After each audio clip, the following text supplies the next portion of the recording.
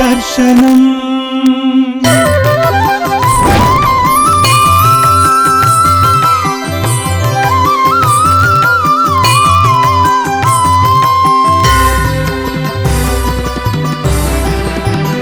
దర్శనం. జగద్గురువులు దక్షిణాంనాయ శృంగేరి శారదా పీఠాధీశ్వరులు శ్రీ శ్రీ శ్రీ భారతీతీర్థ మహాస్వామివారు, జగద్గురు శంకరాచార్య శ్రీ శ్రీ శ్రీ విధుశేఖర భారతీ స్వామివార్లకు సాష్టాంగ ప్రణామాలను అర్పిస్తూ, దర్శనం ఆధ్యాత్మిక వార్తా మాసపత్రిక ఈ ఫేస్బుక్ పేజీ ద్వారా ఈ ప్రత్యక్ష ప్రసారాన్ని వీక్షిస్తున్న 50 మంది ఆస్తిక మహాశయులందరికీ, మిత్రులందరికీ కూడా స్వాగతం. మనం మన ఉభయ తెలుగు రాష్ట్రాల్లో ఎంతోమంది వివిధ ధార్మిక సంస్థల ద్వారా అనేకమైనటువంటి ఆధ్యాత్మిక ధార్మిక కార్యక్రమాలను నిర్వహిస్తూ, స్వయంగా ధార్మిక సంస్థలను ఏర్పాటు చేస్తూ, ఆలయాలను ఆశ్రమాలను నెలకొల్పుతూ అనేక మంది ఈ సనాతన ధర్మ పరిరక్షణ కోసం, ఆర్షధర్మ పరిరక్షణ కోసం తమ వంతుగా కృషి చేస్తున్న మహానుభావులందరూ ఉన్నారు. ప్రధానంగా ఈ శతాబ్దంలో ఈ 75 ఏళ్ల స్వాతంత్రం సిద్ధించాక మన భారతదేశంలో దక్షిణాదిలో అనేక మంది జగద్గురువుల అనుగ్రహంతో, తమ పూర్వీకులు, తమ వంశంలో ఉండేటువంటి అనేక మంది ధార్మికులు, సదాచార సంపన్నుల ఆశీర్వాదానుగ్రహంతో, వారి ప్రేరణతో, మార్గదర్శనంలో చాలామంది అనేకమైనటువంటి ధార్మిక కార్యక్రమాలను, ధార్మిక సంస్థలను నెలకొల్పి విరివిగా నిర్వహిస్తూ ఉన్నారు. అలాంటి మహానుభావులను ఈ దర్శనం పేజీ ద్వారా తరచూ అవకాశం ఉన్నప్పుడు పరిచయం చేస్తూ ఉంటాం. ఇవాళ మాకు అత్యంత ఆత్మీయులు, మాకు బంధువులు అయినటువంటి బ్రహ్మశ్రీ సోమయాజుల రవీంద్ర శర్మ గారు మా నివాసానికి, ఈ దర్శనం కార్యాలయం శ్రీరామ సిద్ధాంతి భవనానికి విచ్చేశారు. వారు ఒక వ్యక్తి కాదు, ఒక శక్తి అని నేను సగౌరవంగా చెప్పగలను. ఎందుకంటే వారి వంశమే సోమయాజుల వంశం. వారి పూర్వీకులు సోమయాజులుగా సోమయాగాలు చేసి నా ఆహితాగ్నులు వారి వంశంలో ఉన్నారు, చేనులు వారి వంశంలో ఉన్నారు. అలాంటి వంశాన్ని పుణికిపుచ్చుకొని వారి వారసత్వంలో బ్రహ్మశ్రీ సోమయాజుల రవీంద్ర శర్మ గారు మెదక్ జిల్లా తూప్రాన్లో గత కొన్ని దశాబ్దాలుగా అనేకమైనటువంటి ధార్మిక కార్యక్రమాలు చేస్తూ ఉన్నారు. అంతేకాదు వారు ఒక శాక్తేయులు, పాదుకాంత దీక్షాపరులు, చండీ అమ్మవారి ఉపాసకులు. వారు అనేక ప్రాంతాల్లో, అనేక చోట్ల వారి స్వస్థలమైన తూప్రాన్తో సహా దేశవ్యాప్తంగా అనేక క్షేత్రాల్లో, పీఠాల్లో, జ్యోతిర్లింగ క్షేత్రాల్లో, ధార్మిక సంస్థల్లో, ఆశ్రమాల్లో అనేక సోమయాగాలతో పాటుగా చండీ యాగాలను వారు స్వయంగా నిర్వహించినటువంటి సందర్భాలు ఉన్నాయి. ఈ చండీ యాగాలు వారు 987 చండీ యాగాలను ఇప్పటిదాకా నిర్వహించడం, ఇంకొక 13 చండీ యాగాలు నిర్వహిస్తే 1000 సహస్ర చండీ యాగాలు అవుతాయి. సోమయాజుల వంశం నుంచి విచ్చేసినటువంటి సోమయాజుల రవీంద్ర శర్మ గారు తమ జీవితాన్నంతా కూడా ఆ చండీ అమ్మవారికి అంకితం చేస్తూ, ప్రతి సంవత్సరము కూడా దీక్షగా నవరాత్రులు నిర్వహిస్తూ, ఇటీవలే మండల రోజులు అంటే 40 రోజుల పాటు మౌన దీక్ష అలా చాలాసార్లు ఉన్నారు. అలా మౌన దీక్షతో కూడా వారు తపస్సులో నిమగ్నమై ఉన్నారు. వారు గానగాపురం దత్తాత్రేయ స్వామి ఆలయానికి, ఇంకా దేశంలోని అనేక శక్తిపీఠాలకు విరివిగా వెళుతూ చాలా ధార్మిక కార్యక్రమాల్లో చండీ అమ్మవారి ఉపాసనలో నిమగ్నమవుతూ ఉంటారు. ఆ ప్రేరణతోనే, అమ్మవారి అనుగ్రహంతోనే తూప్రాన్ సంగారెడ్డి నర్సాపూర్ వెళ్ళే దారిలో వెంకటాపూర్ అనే గ్రామం వద్ద ఒక అద్భుతమైనటువంటి లలితాదేవి అమ్మవారి ఆలయాన్ని కూడా ఇటీవలే నిర్మించారు 2 సంవత్సరాల క్రితం. అదొక అద్భుతమైనటువంటి ఆలయం. ఆ ఆలయంలో వారు అనేకమైనటువంటి ధార్మిక ఆధ్యాత్మిక కార్యక్రమాలు నిర్వహిస్తూ దేవి శరన్నవరాత్రులను ఇంకా అనేకమైనటువంటి ఇతర సందర్భాల్లో కూడా పర్వాల్లో కూడా కార్యక్రమాలను నిర్వహిస్తూ ఆ లలితామ్మవారి దేవాలయాన్ని చాలా చక్కగా శ్రద్ధతో నిర్వహిస్తూ ఉన్నారు. వారికి ప్రత్యక్షంగా పరోక్షంగా చాలామంది ఈ పవిత్రమైనటువంటి యజ్ఞంలో వారికి సహకరిస్తూ ఉన్నారు.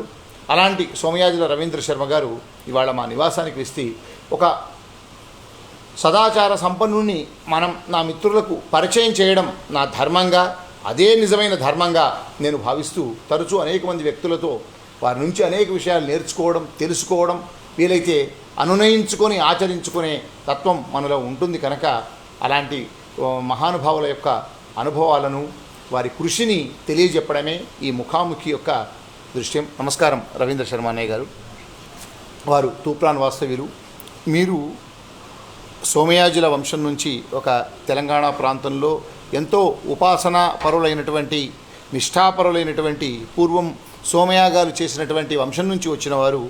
మీ వంశం యొక్క పూర్వీకులు వారి యొక్క గొప్పతనము, సోమయాజుల అనేటువంటి పేరు ఎందుకు వచ్చింది, ఎప్పుడు సోమయాగాలు చేశారు, మీ పూర్వీకుల విషయాలు, మీ వారసత్వము, మీ నాన్న అమ్మ నాన్నల గారి దాకా కొద్ది వివరాలు తెలియజేయండి. శ్రీ గురుభ్యో నమః. భారతీ తీర్థ స్వామి వారికి సాష్టాంగ ప్రణామాలు ఆచరిస్తూ దర్శనం వారికి లైవ్లో ఉన్నటువంటి అందరికి కూడా పెద్దలకు నమస్కారం, చిన్నలకు ఆశీస్సులు తెలుపుతూ యాదేవి సర్వభూతేషు మాతృరూపేణ సంస్థిత నమస్తస్సై నమో నమః. అయితే మా పూర్వీకుల వంశం మాది మొట్టమొదలు గౌరీభట్ల వంశం. శాండిల్యస గోత్రం సప్తాఋషి. మా మొదటి మూల పురుషుడు రాఘవులు. అలాగే ఆ మూల పురుషుడి యొక్క అనుగ్రహం ఇప్పటి వరకు మా మీద ఉంది. అలాగే వస్తూ రామేశ్వర శర్మ గారు,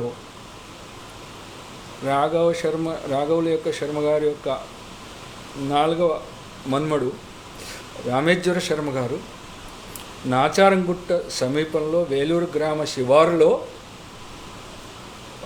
సుమారుగా, అంటే నాకు గుర్తున్నంత వరకు కూడా సుమారు ఒక 400 సంవత్సరాల క్రితం రామేశ్వర శర్మ గారు సోమయాగం చేశారు. అయితే ఇక్కడ వేలూరు మధ్యలో హరిద్రా నది తీరంలో మా తండ్రి గారిని మా నాన్నమ్మ 100 సంవత్సరాలు పైబడి బతికింది. ఆమె పేరు రామమ్మ.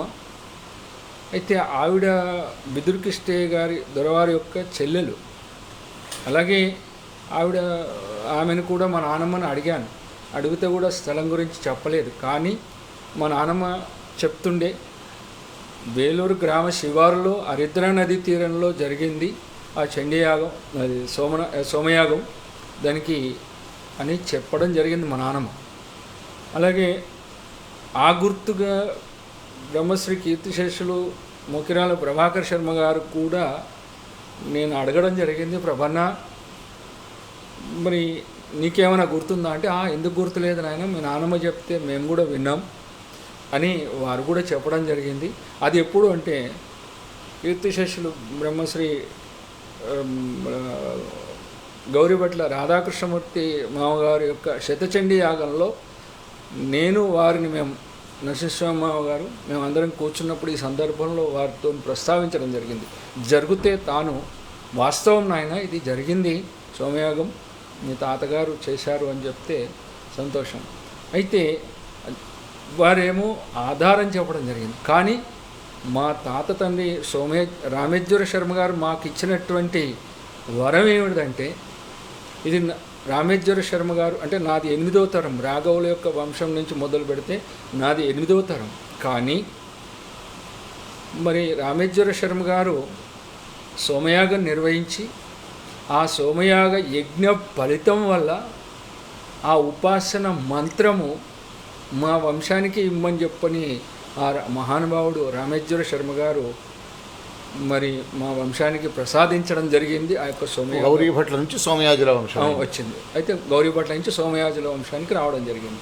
అయితే మా తాత తండ్రి సోమయాగం చేయడం వల్ల అంతకుముందు రాఘవులు, కానీ ఇప్పటికైనా మేము ఆశీర్వచనంలో గౌరీ భట్ల వంశ అని చెప్పుకుంటాం ఇప్పటికి కూడా. కానీ చెప్పడంలో మా తాత తన యొక్క ఆదేశం ప్రకారంగా సోమయాజులని చెప్పుకోవడం జరుగుతూ వస్తుంది. అసలు విషయం అది. అలాగే రామేశ్వర శర్మ గారి యొక్క ఉపాసన బలం ఇప్పటికి కూడా నన్ను, కానీ నా కుమారుడు సాయిరామ్ శర్మ నన్ను కాపాడుతూ వస్తుంది. కానీ ఆ యొక్క మంత్ర ప్రభావం అది చెప్పకూడదు ఎవరికి అని చెప్పి మా తాత తండ్రి రామేశ్వర శర్మకి ఇస్తే, అతను పూర్వంలో మా రామేశ్వర శర్మ గారి కుమారుడు సభాపతి అంటారు మన తెలంగాణ ప్రాంతంలో. ఆయన కేవలం బ్రాహ్మణ యాజ్ఞికాలు మాత్రమే చేయించేవాడు. మంచి అప్పుడు మనకి తెలంగాణ అప్పుడు సంస్థానంలో వెళ్ళి చేసేటువంటి స్థితి ఆయనకు. అశ్వం పైన వెళ్ళేవాడు, కచరం మీద వెళ్ళేటువంటి మహానుభావుడు. అతను మా తండ్రి గారు వెంకటేశం శర్మ గారికి ఇస్తే, దైవికంగా నాదొక అదృష్ట జన్మ అనుకుంటాం. ఎందుకు ఇది మీరు అడిగినందుకు నేను చెప్పాల్సి వస్తుంది. ఇప్పటివరకు కూడా నాది ఫలానా అని చెప్పుకోవడానికి నాకు ఇష్టం లేదు సహజంగా. అమ్మవారు ఏం చెప్తుందంటే అంతర్ముఖ సమారాజ్య బహిర్ముఖ సుదుర్లభ అని అమ్మవారు చెప్తూ వస్తుంది. కనుక ఆ ఆదేశాన్ని నేను పాటిస్తూ వస్తున్నా. కానీ 2001లో శతచండీ యాగం చేయడం వల్ల అక్కడ కొంతమంది నాకున్న అభిమానులు నీ పేరు లేకపోతే మేము రాము అని చెప్పడం జరిగింది. అప్పుడు కానీ నా పేరు ఆ పత్రికలో వేయడం జరిగింది. అటువంటి కార్యక్రమం అది తర్వాత చెప్తాను. కానీ ఆ యొక్క రామేశ్వర శర్మ గారు చేసినటువంటి మంత్రము మా తాతగారికి ఇస్తే, మా తాతగారు మా తండ్రి గారికి ఇస్తే, మా తండ్రి గారు నాకు ఇస్తే, నా కుమారుడు ఇప్పుడు 5వ తరం మా కుమారుడికి ఇవ్వడం జరిగింది. అలాగే వారు ఉపాసన చేసినటువంటి ఆ యంత్రం, ఆ సోమయాగం చేసినటువంటి యంత్రం ఇప్పటికి కూడా మా పూజలో నిత్యం పూజ అర్చనలో జరుగుతూ వస్తుంది. అది మీకు చూపించడం జరిగింది. నా దీక్ష విరమణ సందర్భంలో మీకు చూపించడం జరిగింది. అంటే దీనికి ఆధారం ఎక్కడుంటుంది? మీరు చూశారు ఎక్కడ మన భద్రాచలంలో ఏడవాక దగ్గర జరిగింది. ఆ యాగం చేసిన తర్వాత ఆ యాగశాలను తగలబెడతారు. స్థలానికి దానికి ఏమీ లేదు. అంటే అక్కడ జరిగినట్టుగా ఆధారాలు అనేది ఉండవు. ఇక్కడ కేవలం ఇది నేను చాలా రోజుల నుంచి నేను కూడా మా తండ్రి గారిని మా నాన్నమ్మ గారిని చాలా ఇబ్బంది పెట్టిన, చాలా సతాయించిన. ఆ స్థలం ఎక్కడుంది వెతకండి, దానికి ఏదన్నా చేద్దాము అని చెప్పని అనుకున్నా. అది మా తండ్రి గారు కూడా చెప్పలేకపోయిండు. సరే, కానీ ఆ యొక్క యజ్ఞ ఫలితం వల్ల మంత్రము యంత్రము కూడా మమ్మల్ని కాపాడుతూ, కేవలం మా తాతగారు తులసి చెట్టు దగ్గర మట్టిని కానీ మామూలుగా మంత్రిచ్చిస్తే ఆ మంత్రంతో ఇప్పటికి కూడా ఎంతోమంది ఈ చేతులతోనే అమ్మవారి యాగం చేసి ఈ చేతులతోనే 100 మందికి ఫలమిస్తే సంతానం అయినటువంటిది అమ్మవారి ఘనమైన చరిత్ర కేవలం ఆ యొక్క గురువుగారి యొక్క అనుగ్రహం. అంతకుమించి ఇక్కడ చేసింది ఏం లేదు. ఇప్పుడు మీ అమ్మ నాన్నలు, మీ తాత నానమ్మ వాళ్ళ నుంచి కూడా ఈ శాక్తేయమైనటువంటి ఈ పరంపర వస్తుందా? అయితే ఇక్కడ నా గురించి చెప్పుకోవాలి. ఏంటంటే నేను రాఘవులు శర్మ గారు మొదలు పెంపకం వస్తే మళ్ళీ 7వ తరం నేను మళ్ళీ పెంపకం రావడం జరిగింది. నేను పెంపకం రావడం ఎందుకు? దైవికంగా వెంకటేశం శర్మ గారికి సంతానం లేదు. కానీ మరి వారి యొక్క అనుగ్రహం చేత దైవికంగా నాచగిరి లక్ష్మీనరసింహస్వామి క్షేత్ర పురోహితులు మా తండ్రి గారు వెంకటేశం శర్మ గారు, వేలూరు గ్రామం నాచారం. మరి మా పురోహితం మొదటి నుంచి కూడా ఉంది క్షేత్రంలో. మా పురోహితం మాకు సగభాగం ఉంది, ఎందుకంటే అబద్ధాలు చెప్పాల్సిన అవసరం. అయితే సరే, ఇప్పటికి కూడా ఇక అది పక్కకు పెట్టేసి మాకు నేను నా జన్మస్థలం గురించి చెప్పుకోవాలంటే మొట్టమొదలు నేను పుట్టింది జాలపల్లి, వరంగల్ జిల్లా వరంగల్ జిల్లా చేర్యాల మండలం చేర్యాల దగ్గర. అలాగే అక్కడ గంగాధర భట్ల రఘురామయ్య పంతులు గారు దాదాపు 150 ఎకరాల భూస్వామి జమీందారు. అయితే మా తాత గారు, అలాగే వారి కుమారుడైన జ్యేష్ఠ కుమారుడైనటువంటి వెంకటనారాయణ శర్మ గారి యొక్క చిన్న కొడుకు నేను, పెద్ద అతను నరసింహ శర్మ, మొదలు మా అక్కగారు రమాదేవి, రత్న అంటారు, రత్నక్క అంటారు. అవును. ఆ తర్వాత మా అన్నగారు, తర్వాత నేను రవీంద్ర శర్మ. కానీ దైవికం ఓడలు బండ్లు, బండ్లు ఓడలు అవుతాయి, ఓడలు బండ్లు. అందుకనే నాకు ఇక్కడ ఈ యోగం వచ్చిందేమో అనుకుంటున్నా అమ్మవారి సేవ ఈ కుటుంబానికి వచ్చాక. అయితే అక్కడ జరిగినటువంటి 2 విషయాలు నేను జన్మస్థలం గురించి చెప్పుకోవాలి. కారణం ఏంటంటే అక్కడి యొక్క మహత్యం నాకు కూడా ఉంది, వచ్చింది. అలాగే అంటే 2 సంవత్సరాలు నేను పుట్టిన తర్వాత సుమారుగా మా మేనమాగారు బ్రహ్మశ్రీ గౌరిభట్ల నరసింహస్వామి గారు, మా మేనమావ గారు, వారు చెప్పినటువంటి మాటలే నేను చెప్తున్నా. గౌరిభట్ల నరసింహస్వామి గారు స్వామి సార్ అని పిలుస్తాం అందరం. అవును, వారు కూడా గొప్ప మహానుభావులు, సాంద్రానంద స్వామి వారసత్వాన్ని పుచ్చుకున్నటువంటి ఒక అవధూత వారు. అయితే వారి యొక్క అనుగ్రహం వల్ల నేను ఇవాళ నా జన్మ ఇది. వారు నన్ను కాపాడకపోతే నా జన్మనే లేదు ఇక్కడ. అది నేను స్పష్టంగా చెప్పేది. అలాగే 1.5 సంవత్సరంన్నరకి తల్లి చనిపోయింది. 4 నెలలకు మా తండ్రి గారు చనిపోయినారు. మమ్మల్ని చూసేవాళ్ళు ఎవరు లేరు. అటువంటి పరిస్థితుల్లో ఇక్కడ ఏమైందంటే, ఇక్కడ మాది కొంచెం మా జన్మను పక్కకు పెట్టుకుంటే, మా మాతామహులైనటువంటి గౌరిభట్ల రాజేశ్వర శర్మ గారు, రాజయ్య గారు అంటాము, గడవేరుకు రాజయ్య గారు, మా తాత శ్రీరామ సిద్ధాంతి గారు అల్లుడు, శ్రీరామ సిద్ధాంతి గారి అల్లుడు, మా తాత గారు, మన తాత. అయితే వారి యొక్క 2వ కూతురి చిన్న కొడుకునే. అయితే ఇక్కడ మా మేనమామ చెప్పినటువంటి యొక్క మాటల వల్ల నాకు తెలిసినటువంటి, నాకేం తెలియదు కానీ మా మేనమామ గారు చెప్పినటువంటి మాటల వల్ల నాకు, నాయనా నీకు అమ్మవారి యొక్క అనుగ్రహం ఎలా దొరికింది, ఈ దైవ యోగానికి కారకులు ఎవరు అని చెప్పని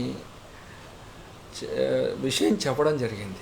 అయితే మా అమ్మగారైనటువంటి లలితమ్మ, మా పెద్దమ్మ గారైనటువంటి గజ్వల్ జనగారి చంద్రమౌళి శర్మ గారి యొక్క భార్య అయినటువంటి సులోచనమ్మ, మరి రామాజీపేట సరోజనమ్మ, వీళ్ళు 3 అక్క చెల్లెళ్ళు, మా తాతగారు. అయితే మా 4వ వ్యక్తి మా మేనమామ నరసింహస్వామి సార్ అంట.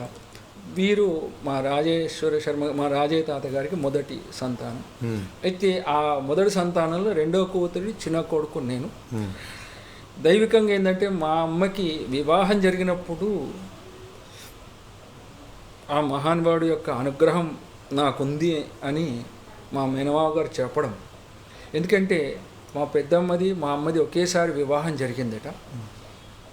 జరిగిందని మా మేనమావ గారు చెప్పారు. కానీ అయితే మా రాజయ్య తాతగారేమో మా చంద్రమౌళి పెద్దనాయనకి కన్యాదానం చేస్తే, నా జన్మనిచ్చిన తల్లికి లలితమ్మకి మరిముచ్చాల స్వామి వారు, నరసింహ స్వామి వారు కన్యాదానం చేశాడు.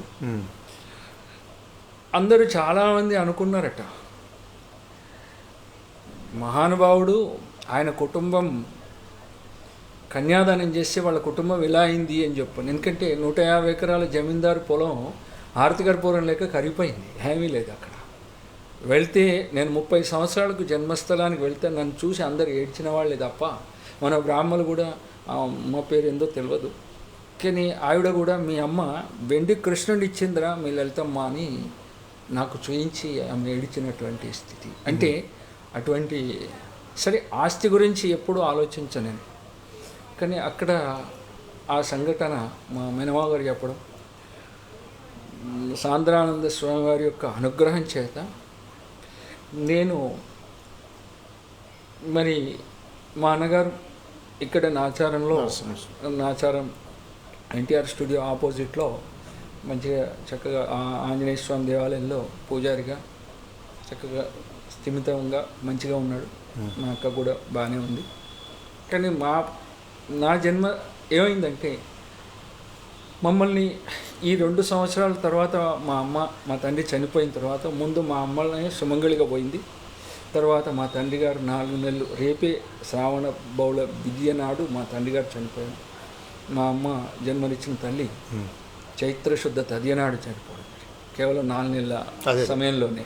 అంటే వాళ్ళ యొక్క వియోగం అనేది అలా జరిగింది. అందరూ చాలామంది ఎలా అయింది అని చెప్పానంటే, సరే అది మన చేతులు ఏం లేదు, దైవం ఎలా జరిగేది ఉంటే అలా జరుగుతుందని మా పెద్ద మనుషులు అనుకున్నారట.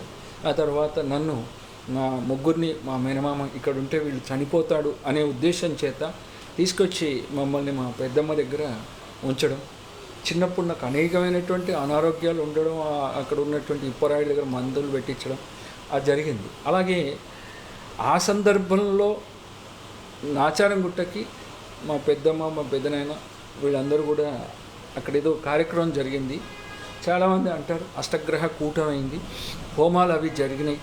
ఆ సందర్భంలో మా పెద్దమ్మ మమ్మల్ని తీసుకొని అక్కడ రావడం జరిగింది. మంచి ఎండాకాలం, అందరికీ మామిడి పండు వంచుతుంటే నాకు కూడా ఇచ్చారట. ఆ పండు నేను తినలేని స్థితి. అటువంటి స్థితిలో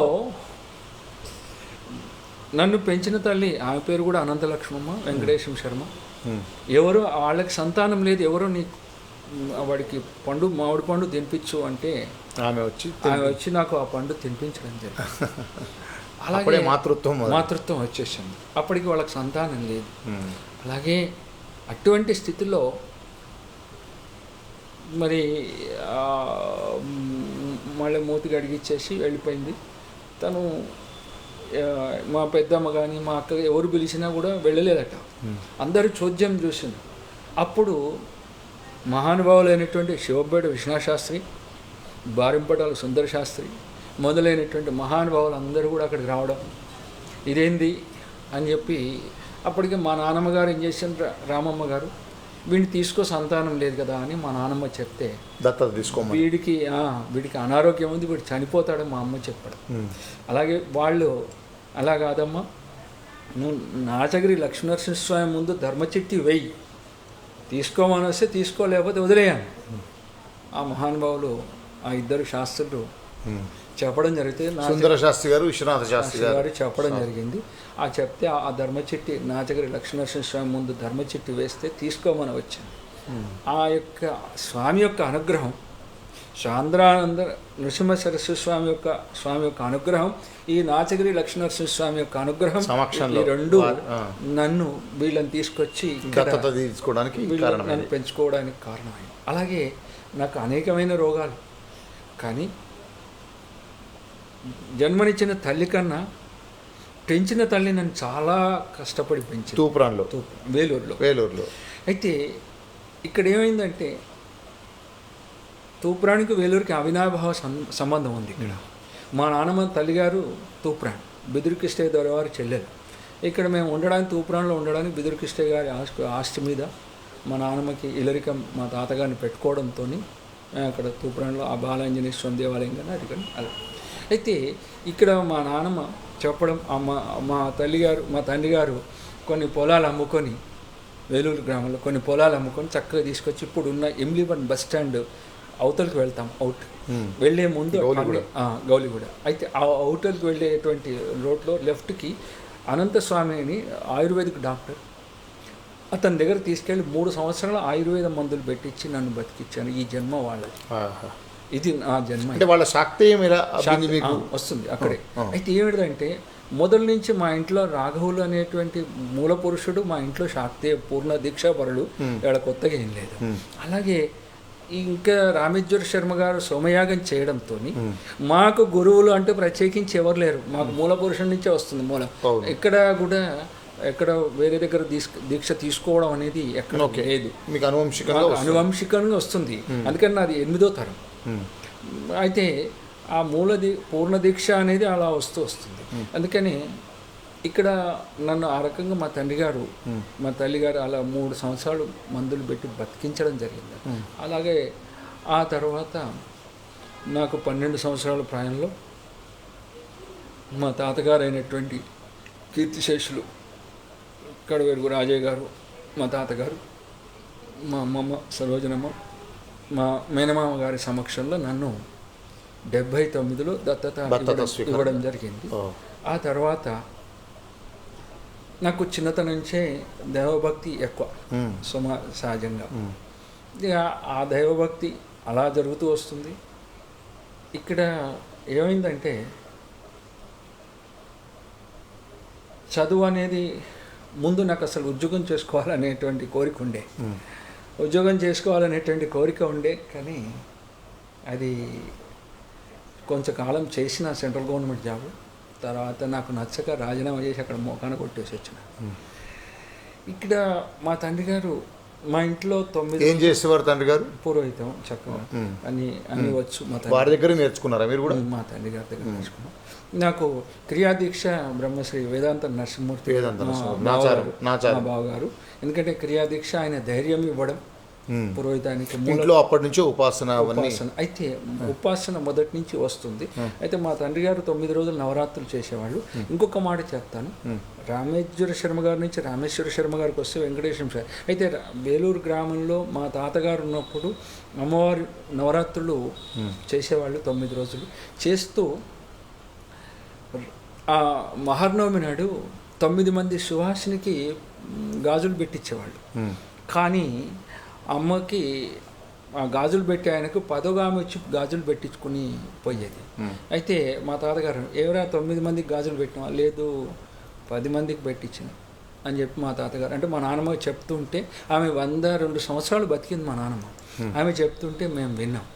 అయితే అంటే దైవికంగా మా ఇంట్లో మొదటి నుంచి అమ్మవారు నాట్యం చేసేది మా ఇంట్లో చేసి.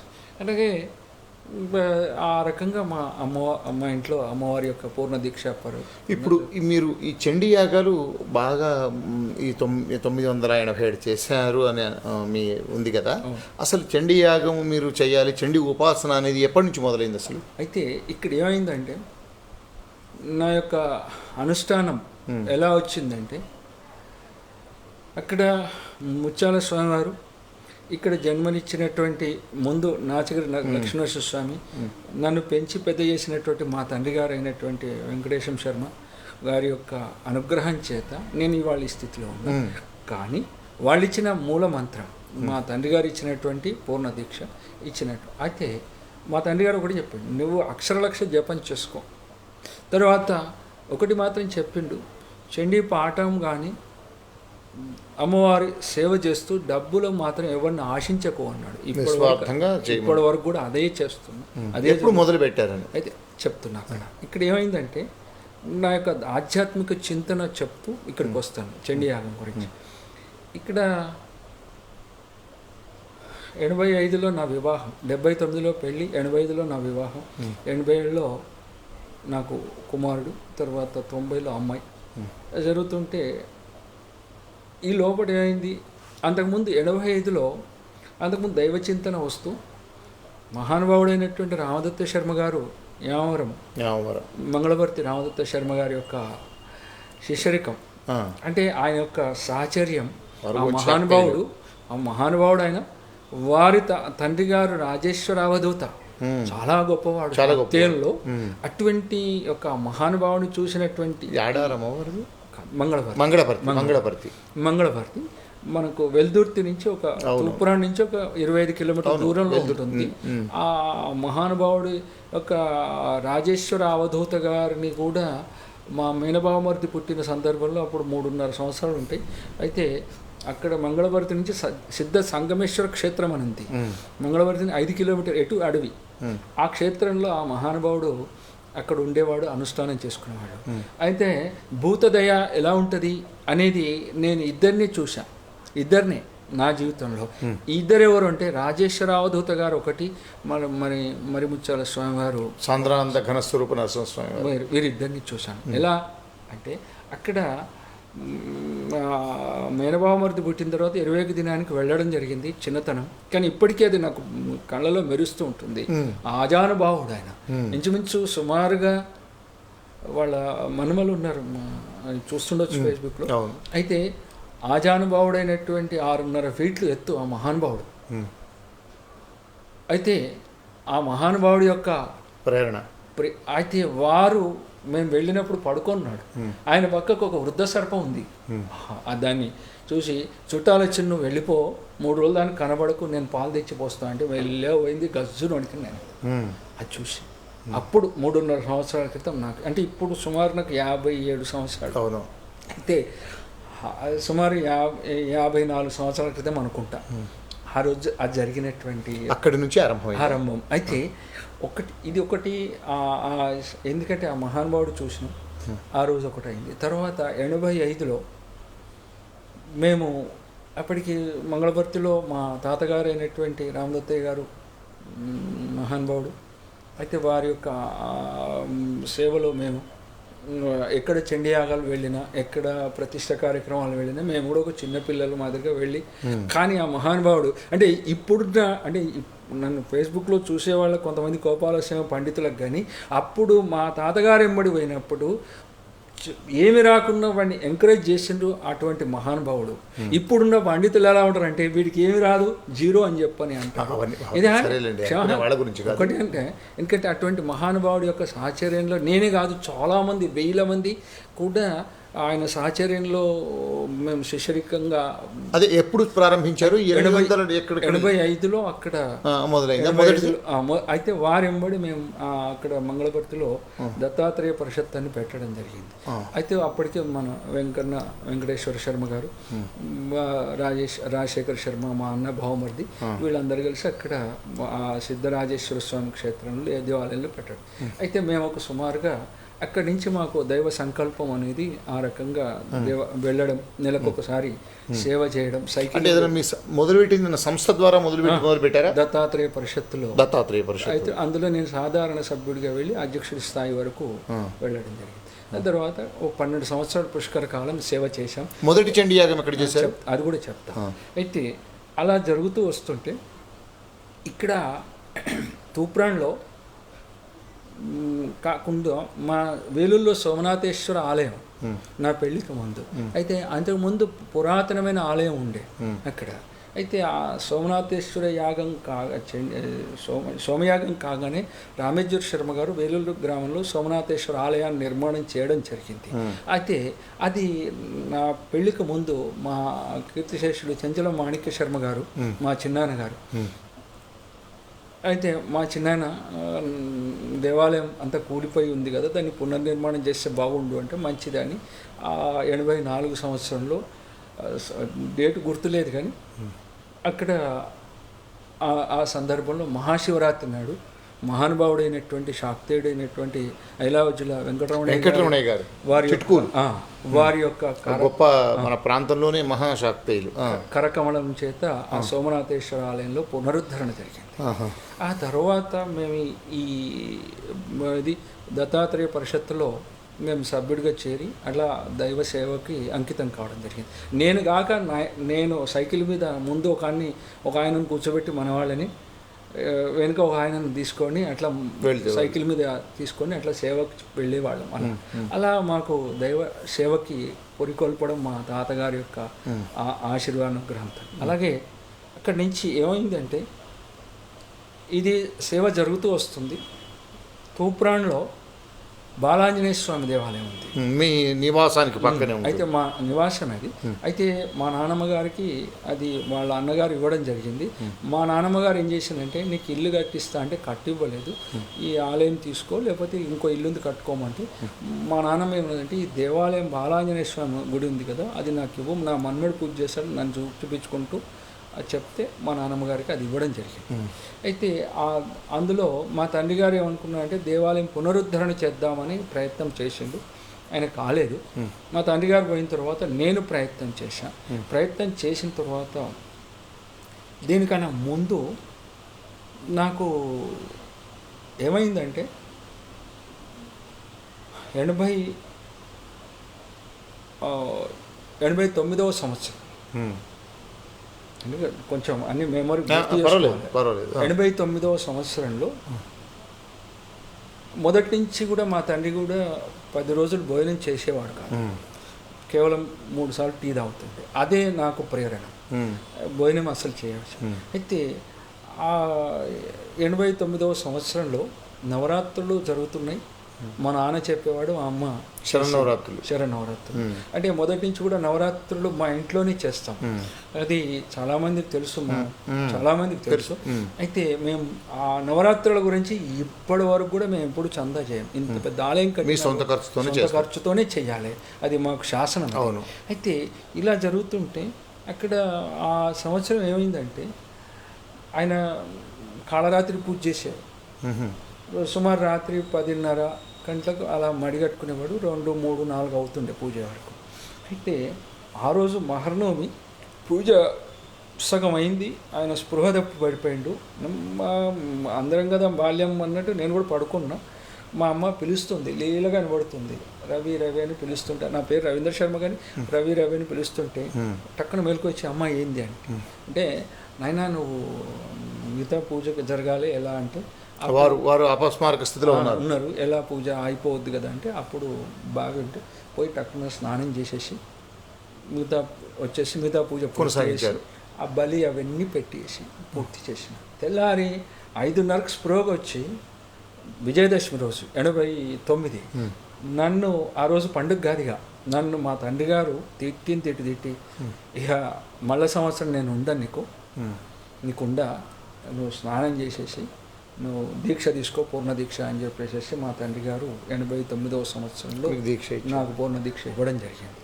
అలాగే ఆ 89వ సంవత్సరంలో మాకు మా తండ్రి గారు ఇచ్చినటువంటి దీక్షను 88 అయితే ఇచ్చినటువంటి దీక్ష 89 ఆగస్టు 31 నాడు అంటే మళ్ళీ దసరా నీకు ఉండదు అని మా తండ్రి గారు ఏది చెప్తే అదే అయింది. ఎందుకంటే ఉపాసన కోటాను కోట్ల జపం చేసిండు. అయితే అక్కడ కూడా మా తండ్రి గారు మా దీక్ష మా తాతగారి దగ్గర తీసుకున్న మహానుభావుడైనటువంటి వెంకటరమణయ్య గారి యొక్క సాహచర్యంలో మరి కలిసి తిరిగినటువంటి యొక్క ప్రేరణ, ఆ యొక్క అనుగ్రహం అలా వస్తుంది. అయితే చివరికి ఏంటంటే ఆ దీక్ష విజయదశమి నాడు నాకు ఇవ్వడం, మళ్ళీ దసరా వరకు అంటే భాద్రపద శుద్ధ పాడ్యమి నాడు మా తండ్రి గారు 1 నెల రోజుల ముందు చనిపోయింది. అంటే ఆయన ఏదైతే చెప్తుండో విజయదశమి రోజు చెప్పిన మాట నిజమైంది, అది నిజమైంది, అక్షర సత్యం. వెంకటేశం శర్మ గారు చెప్పిన మాట నిజము అని ఆయన గురించి తెలిసినటువంటి వాళ్ళు చాలా మంది నిరూపణ అయింది, నాకు జరిగింది. కానీ ఆయన డబ్బు సంపాదించలే, కానీ మాట సంపాదించుకోండి, పేదవాడికి సహాయం చేసి మీకు ఆ చండీ ఉపాసన వారసత్వాన్ని వచ్చింది. ఆ మూలమంతరం నాకు రావడం జరిగింది. అలాగే ఈ జపం ఎంత చేయాలో కూడా తాను ఇప్పటికి రాసిచ్చి ఇవ్వడం జరిగింది, దాన్ని చేస్తూ వస్తుంది. ఆ తర్వాత అగమ్య గోచరం మా తండ్రి పోయిండు. అగమ్య గోచరం చాలా కష్టం, అయినా కష్టపడ్డాడు. అప్పుడు మా తండ్రి గారి యొక్క కోరికను దేవాలయం పునర్నిర్మాణం చేస్తా అనుకున్నాడు బాలాంజనేయ స్వామి. అది చేయలేకపోయిండు, మా నాన్న ముందు. ఇంకా తర్వాత 19 ఆగస్టు 94 నాడు నాకు ప్రేరణ కలిగింది. ఆ ప్రేరణ వల్ల సంకల్పం ఒక వైశ్యుడు వచ్చి బాగా తెచ్చిండు, ఈ పురోహితం ఎందుకు వదిలేయి, నువ్వు మీ తండ్రి గారి యొక్క కోరిక ఉంది, ఆ దేవాలయం పునర్నిర్మాణం చెయ్యి అని చెప్తే సంకల్పం చేసుకొని ఆశ్వయుద్ధ పౌర్ణమి 19/10/94 నాడు ఆశ్వయుద్ధ పౌర్ణమి నాడు ముహూర్తం చేసిన. అలా చేస్తూ మొట్టమొదటి సంతోషమాత విగ్రహం మా తాతగారు అయినటువంటి రామదత్త గారు మా తాతగారు, కానీ ఆయన కన్నా ముందు మా అమ్మమ్మ రుక్మమ్మ, ఆమె స్వర్గంలో ఉంది. ఆవిడ ముందే చెప్పింది, రవి మా తల్లిగారు అయినటువంటి తూపురం నుంచి ఇవ్వడం జరిగింది, ఇక్కడ కాదు నువ్వు తీసుకెళ్ళి అక్కడ పెట్టు అని చెప్పి మా అమ్మమ్మ మాట ఇచ్చింది. అయితే ఏది అప్పటికి ఆవిడ జరిగిపోయింది. అయితే నేను మా తాతని గుర్తు చేస్తే తీసుకుపోరా అని చెప్పి తాత చెప్పడం, ఆ విగ్రహాన్ని తీసుకొచ్చి ఎక్కడ పెట్టారు, తూప్రాంలో సంతోష్ ఆలయం, బాలాంజనేయ స్వామి ఆలయం. అయితే దేవాలయం కడతా అని నిర్ణయం చేసిన తర్వాత ముహూర్తం చేసినాం. కేవలం ఆ స్వామి యొక్క అనుగ్రహం చేత ఈ బాలాంజనేయ స్వామి దేవాలయం కూడా ఒక బ్రహ్మచారి ప్రతిష్ఠ చేసిండు 400 సంవత్సరాల క్రితం. ఇప్పటికి కూడా బ్రహ్మచారి పూజ చేస్తుండు బాలాంజనేయ స్వామి ఆనవాయితీగా. అయితే అక్కడ మా తండ్రి గారు, తర్వాత నేను, నా కొడుకు ఇప్పుడు కూడా నా దగ్గర ఉన్న బ్రహ్మచారి 62 సంవత్సరాలు రామకృష్ణారావు అని అతను కూడా ఇప్పటికీ బ్రహ్మచారి వారసత్వంగా జరుగుతూ వస్తుంది. పూజారి అంటే హనుమంతుడికి బ్రహ్మచారి పూజ చేయాలనేది అదే సంప్రదాయం వస్తుంది, అలాగే జరుగుతూ వస్తుంది. ఇప్పటికి కూడా స్వామి దగ్గరికి వచ్చి చాలామంది కూడా ఎన్నో బాధలుంటే కూడా తొలగించుకేసుకొని మరి సంతానం కానటువంటి వాళ్ళకి సంతానం, పెళ్ళిళ్ళు కానటువంటి ఇప్పటికి కూడా నా దగ్గరికి ఎవరైనా వస్తే కూడా నేను చెప్తా, నా దగ్గర ఏం లేదు, అక్కడ స్వామి ఉన్నాడు, ఆయన దగ్గర వెళ్ళి ముందు ఒక 11 చుట్లు ప్రదక్షిణ చేసిరా అని చెప్తాను. ఆ తర్వాత అమ్మ దగ్గరకు రమ్మంట, అక్కడ తర్వాత నేను 3వ వ్యక్తి నా 0 అని చెప్తా. ఇప్పుడు శతచండీ యాగం ఎప్పుడు మొదలు పెట్టారు? అదే ఇక్కడ వస్తున్నా, అక్కడే ఇదే బాలయాంజనేయ స్వామి వారు. అయితే దీనికన్నా ముందు ఏమైందంటే పుల్కల్ మండల్ ఇసోజిపేట అనేటువంటి గ్రామంలో మా మేనవదిన పురోహితం ఉంది అక్కడ. అయితే 93వ సంవత్సరంలో ఇక్కడ పోచమ్మ దేవతకు పునశ్చరణ జరుగుతూ వస్తుంది. అయితే జరుగుతూ ఉంటే 3 రోజుల కార్యక్రమం. ఆ 3 రోజుల కార్యక్రమంలో 2వ రోజు రాత్రికి అమ్మవారు నాకు ఒక తాముచ్చు సింహవాహిని అన్నట్టుగా నా నా కార్యాలయంలో ఉన్నటువంటి అమ్మవారు స్వరూపం ఏదైతుందో ఆవిడ వచ్చి అభయం ఇది నాకు చండీ యాగం చెయ్యరా అని అడిగింది. అడిగితే అప్పటికి సంవత్సరానికి ఒకసారి నవరాత్రుల్లో చేస్తాం మేము, అది మామూలుగా అంటే నెలకోసారి చెయ్యం కానీ చేస్తాం. కానీ ఆవిడ అడిగితే అమ్మ మెదక్ జిల్లాలో మహానుభావులైనటువంటి పండితులు ఉన్నారు, ధనవంతులు ఉన్నారు, అంటే ఒక చండీ యాగం మేము అనుకున్నా. ఆవిడ అడిగితే కాదురా అప్పటికి 108 అని చెప్పింది. అంటే నా అమ్మ నాతోని కాతలి నా మాట ఎవడు వినాడు ఈ ప్రపంచంలో? ఇప్పటికీ వినాడు. 987 చండీ యాగాలు చేసినా ఆమెనే చేయించుకుంది, నేను చేయలే, నేను చేస్తున్నా అని చెప్పుకోవడం లేదు, నాకేమీ గర్వం లేదు. నేను ఇంకా అమ్మకి నేను ఏం చేయలేదనేటువంటి పాదదాసుని ఆమెకి. అలాగే ఆ సందర్భంలో ఆవిడ అంటే నా మాట ఎవడు వినడమ్మా అని దండం పెట్టిన, నవ్వి వెళ్ళిపోయింది అంతే. చేయమన్నది నవ్వి వెళ్ళిపోయింది. ఇది జరిగినటువంటి సంఘటన 93. అయితే ఏంది మంజీరా నది తీరంలో జరిగినటువంటి ఒక ఎండాకాలం మంచిగా పుల్కల్ మండి ఇసోజిపేట గ్రామంలో అక్కడ వేప చెట్టు కింద పడుకున్నాం ఎండాకాలం. ఇది అయిపోయింది. మళ్ళీ 95లో బాలాంజనేయ స్వామి దేవాలయం పునర్నిర్మాణం చేసి ప్రతిష్ఠ చేశాం. మహానుభావుడైనటువంటి కీర్తిశేషులు మంగళపర్తి రామదత్తయ్య గారి యొక్క వారి చేతుల మీదే ప్రతిష్ఠ కార్యక్రమం అద్భుతంగా సాగింది. అక్కడ అత్యద్భుతంగా ప్రతిష్ఠ అది జరిగింది. దాంట్లో సంతోష్ మాత నవగ్రహాలని మా తండ్రిగారి కోరుకుంటే అనుకోకుండా దత్తాత్రేయుని, తర్వాత కన్యకా పరమేశ్వరుని, రాధాకృష్ణులను కూడా ప్రతిష్ఠ చేయడం జరిగింది. అలాగే అది 95లో జరిగినటువంటి. మళ్ళీ 97లో ఈశ్వరనామ సంవత్సరానికి ఒక 3 రోజుల ముందు, ఉగాదికి 3 రోజుల ముందు మళ్ళీ అమ్మవారు స్వప్నంలో వచ్చి లాడ్జ్ చంపమించబట్టింది. ఇది ఎవ్వరు ఏమనుకున్నా, ఎవరు నన్ను హేళన చేసినా నేనేం భయపడేది లేదు, ఎందుకంటే జరిగినటువంటి అనుభవం అది. అయితే ఆమె గుర్తుపట్టలేను, అంటే మామూలుగా వచ్చింది సాధారణంగా. మొదలు వచ్చింది మామూలుగా స్వప్నంలోని 3 గంటలకు తెల్లవారుజామున, అప్పుడు వచ్చింది 3 గంటలకి, 3:30 ప్రాంతంలో ఇప్పుడు వచ్చింది అది. అప్పుడేమో నుంచి 5 సింహాలతో రథం మీద కూర్చొని వచ్చి, ఇప్పుడేమో మామూలుగా ఒక సువాసినిగా వచ్చింది. లాచి చంపమించి కొట్టింది. కొడితే అమ్మ ఎవరమ్మా నువ్వు అంటే, నన్ను మర్చిపోయినవరా అన్నది.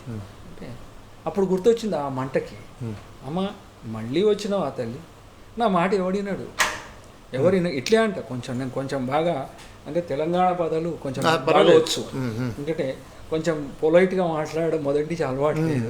కొంచెం అంటే మా అక్కడ పుట్టిన జన్మస్థలంలో మా తాతగారు జమీందారు వంశం, ఇక్కడ మా వెంకటేశం శర్మ ఇక్కడ కూడా సభాపతుల వంశం కనుక సోమయాజులం కనుక ఎవరికి డోంట్ కేర్ అని చెప్పి ఇలా మాట్లాడతాను.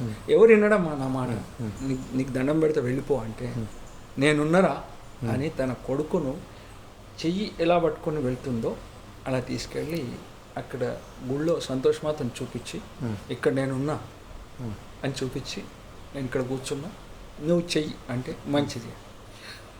మంచిదమ్మా. మళ్ళీ తీసుకొచ్చి మా ఇంట్లో మా తాత తండ్రి ఇచ్చినటువంటి అది యంత్రం ఏదైతే ఉందో, నువ్వు అది ఆ యంత్రానికి పూజ చేస్తున్నావు, ఎట్లాగో ఆ మంత్రాన్ని జపం చేసుకో, నువ్వు చెయ్యి తప్పకుండా అవుతుంది అంటే, అమ్మ సరే నీ మాట ఇప్పుడు 2వ సారి నాకు ఒక వరమీ తల్లి అని అడిగిన.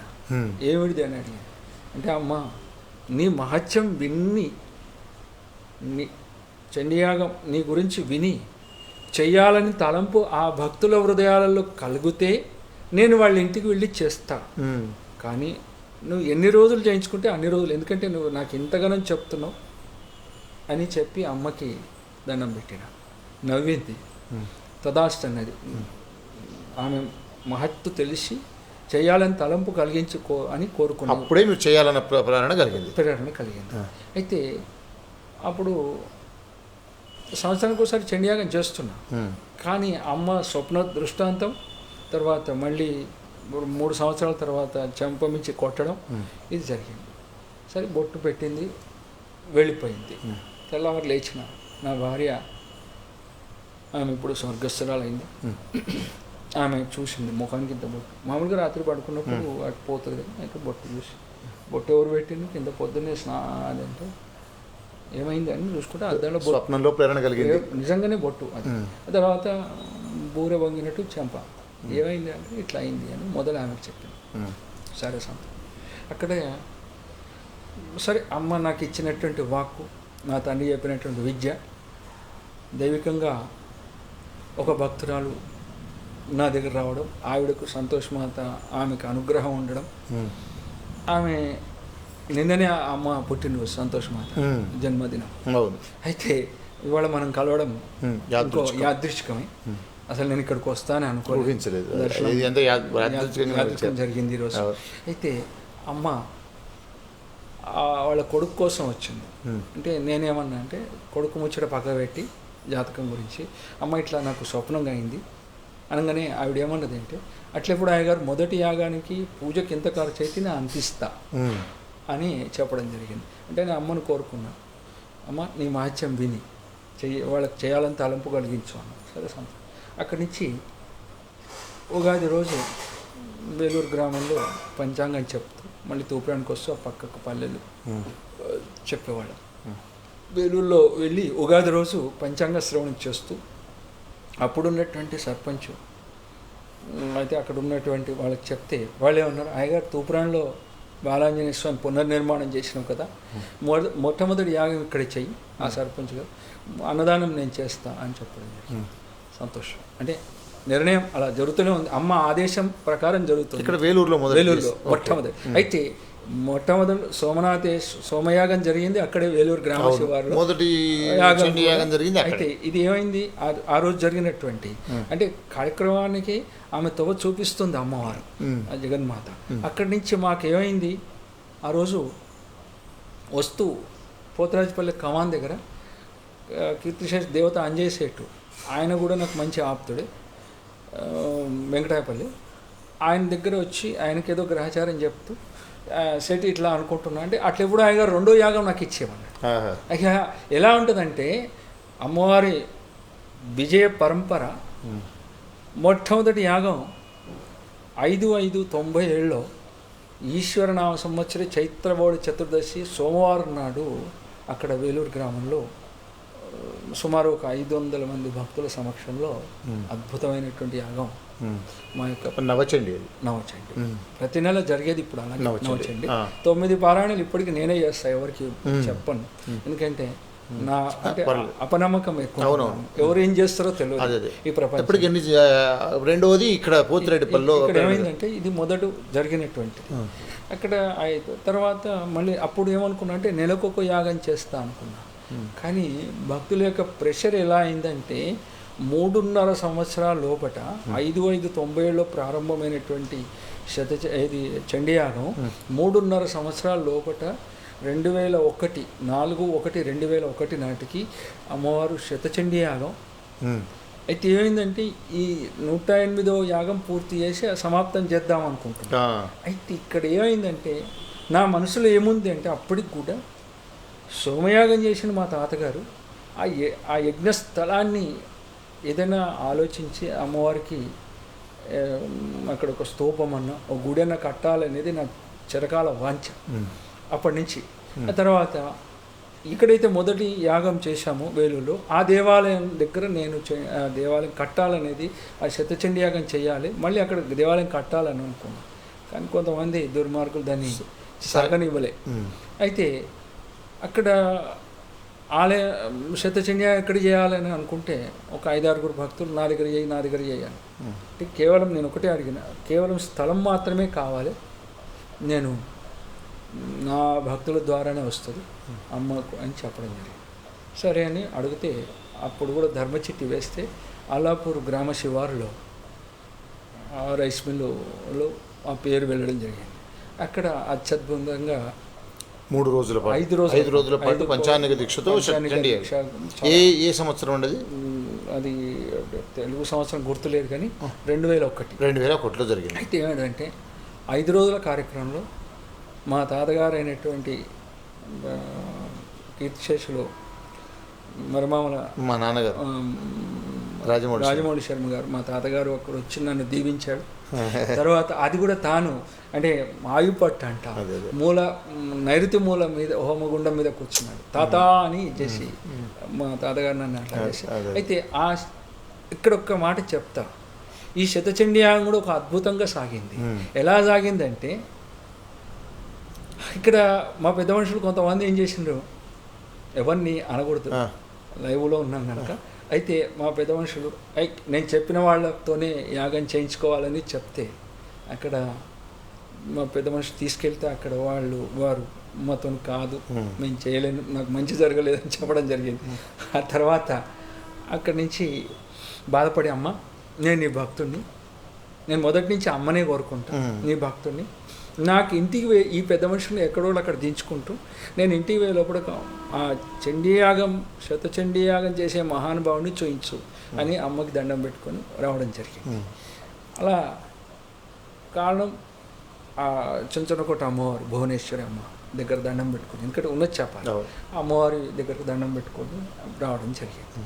వస్తూ ఈ పెద్ద మనుషులు ఎక్కడో అక్కడ దించి నాచారం గుట్టకి వచ్చిన తర్వాత స్వామికి దండం పెట్టి వేదమూర్తులైనటువంటి బ్రహ్మశ్రీ జోషి చంద్రకాంత శర్మ గారి దగ్గర ఆస్థాన పండితులు వారి దగ్గరికి వెళ్ళిన, అన్నయ్య శతచండీ యాగం చేద్దాం అనుకుంటున్నా, నీ సహకారం ఉండాలి, మీరు ముందు ఉండాలి అంటే, తప్పకుండా నాయన నీ మాట నేను కాదనా, వైదిక నిర్వహణ అంతా నేను చేస్తా, కానీ ఈ చండీ పాఠం ఏదైతే ఉందో అది నాతోని కాదు, మీరు బ్రహ్మశ్రీ ఆకెళ్ళ జయకృష్ణ శర్మ సిద్ధాంత గారి దగ్గర వెళ్ళు, తప్పకుండా చేస్తాడు నీకు అని చెప్పి వారు చెప్పడం జరిగింది. అంటే నేను అమ్మవారిని కోరుకున్నా కదా, అక్కడ భువనేశ్వరి అమ్మవారిని కోరుకుంటే ఇక్కడ తోబ చూపించింది, ఇది జరిగింది. తర్వాత మా అన్నయ్య దగ్గరికి జయకృష్ణ సిద్ధాంతి గారి దగ్గరకు రావడం, వారు సరే అనడం, అత్యద్భుతంగా ఒక 75 మంది పండితుల చేత చాలా చాలా చక్కగా, అంటే మామూలు పురోహితులు కాదు, అది 108వ అయితే 108వ యాగం కానీ శతచండీ యాగం చేశాను. అవును. అయితే ఎందుకంటే మంచి పండితులు గొప్పవాళ్ళు మహానుభావులు వచ్చారు. యానగొంది నుంచి కిష్టప్ప గారు వచ్చారు, మహానుభావుడు, మంచి పారాయణం చేశారు.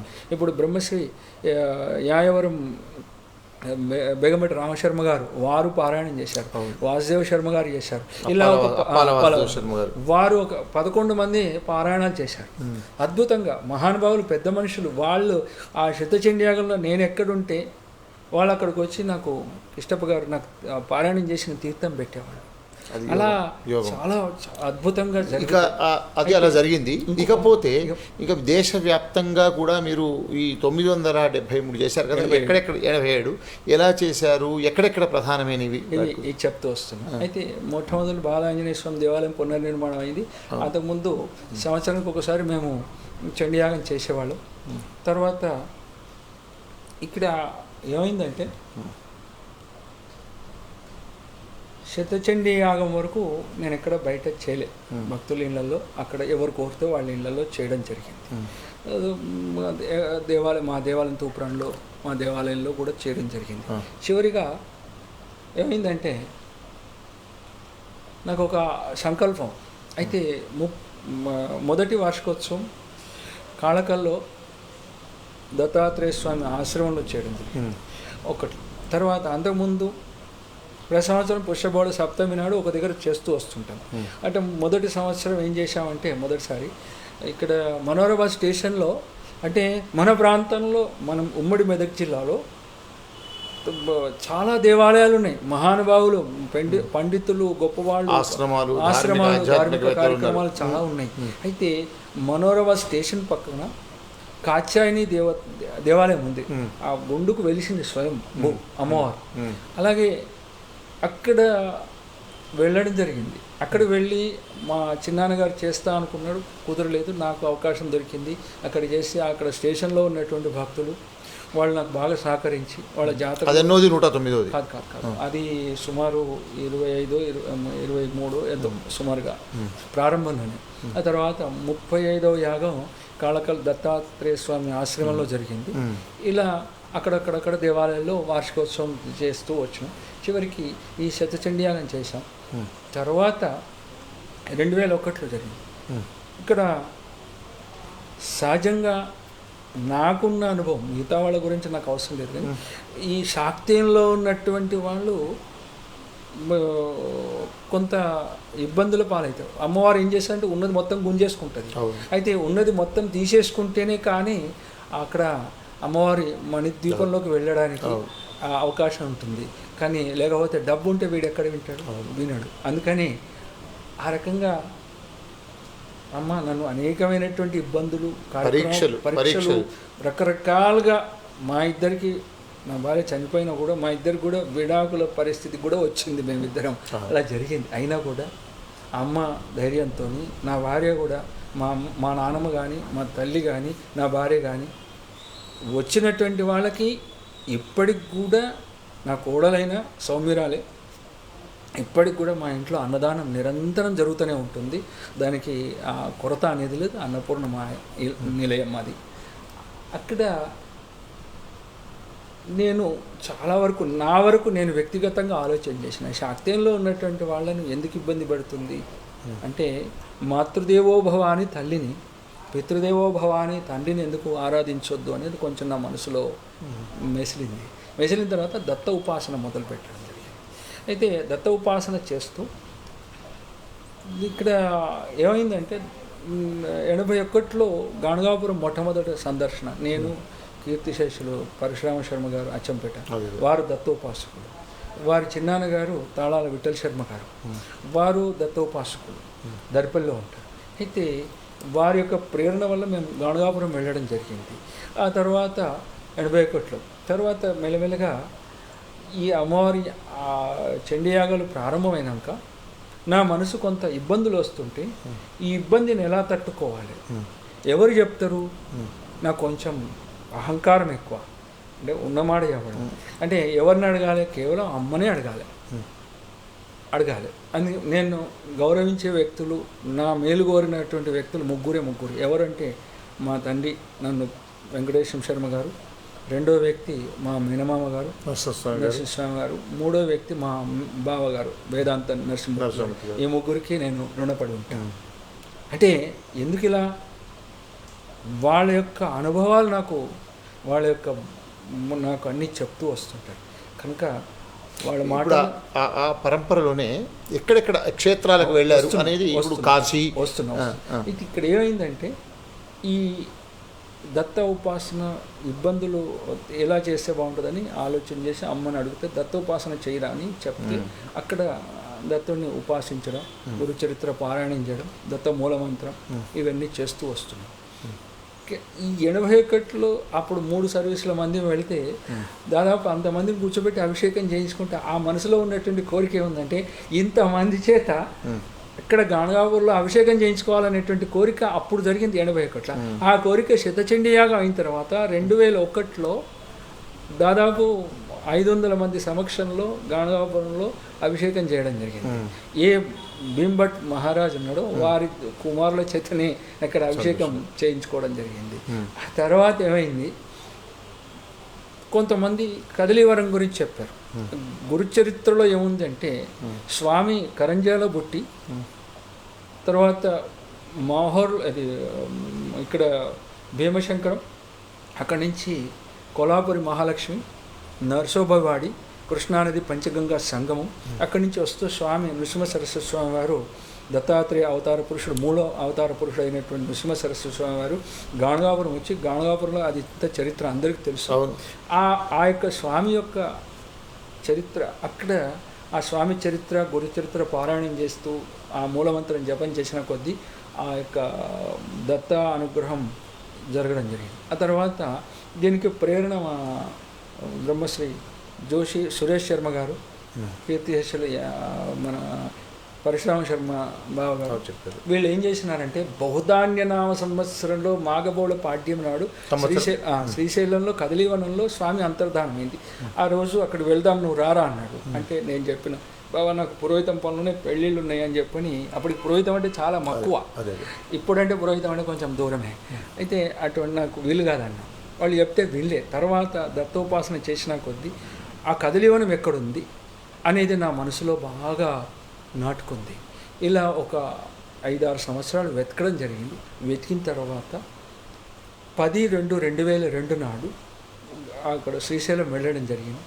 వెళ్ళి సాక్షి గణపతి దండం పెట్టుకొని తెల్లారి అక్కడ వెళ్తే పాతాళగంగకి వెళ్ళిన తర్వాత ఏ బోటు వాడిని అడిగినా కదలీవనం తీసుకెళ్ళిందంటే అందరూ పైనుంచి కింది వరకు చూస్తారు, కానీ కదలీవనం గురించి మాత్రం ఎవ్వరు కూడా తీసుకురావడానికి ముందుగా. అక్కడ ఒక బోట్ ఆయన ఒక 20-25 మందిని అడిగిన, ఒక బోట్ ఆయన కొంచెం నా మీదే అభిమానం, అది అమ్మవారు ఆ దత్తుని అనుగ్రహం ఏదో, అతను ఏమనంటే మా యూనియన్ ప్రెసిడెంట్ నాగరాజు ఉన్నాడు, ఆయన దగ్గర వెళ్ళి ఆయన తీసుకెళ్తాడు అన్నాడు. అయితే అక్కడ నాకేం తెలియదు అన్నట్టు రాముడి దగ్గర ఆంజనేయ స్వామి కూర్చున్నట్టు ఒక పక్క కూర్చున్నాడు అతను. అయితే గాయనే నాగరాజు అని చూస్తే పక్కకు ఉన్నాడు ఆయన. సరే ఆయన దగ్గర వెళ్ళిన, నాగరాజు మీరు మమ్మల్ని కదలీవనం తీసుకెళ్ళాలి అంటే, ఆయన పైనుంచి కింది దాంట్లో చూసి నువ్వు కదలీవనం వెళ్తావా అన్నాడు. మీరు తీసుకెళ్తే మేము వెళ్తాం అన్న. అంటే సరే సంతోషం, మీరు 1000 రూపాయలు ఇవ్వండి మాకు అన్నాడు. సరే అన్న, మీరు తినడానికి ఏమైనా తెచ్చుకోండి అన్న. నిజంగా ఇది ఒక దత్త అనుగ్రహం. ఇది అంటే అమ్మవారు ఎలా అనుగ్రహం దొరికిందో నాకు దత్త అనుగ్రహం అలా దొరికింది. అక్కడ ఏం చేసినామంటే నా ఎంబడి మా ప్రతాప్ గౌడ్ మా శిష్యుడు, మాలే శ్రీనివాసు, ఇంకో ఆయన, తర్వాత ప్రణీత్, ఇతను కూడా ఎలా వెళ్ళారు.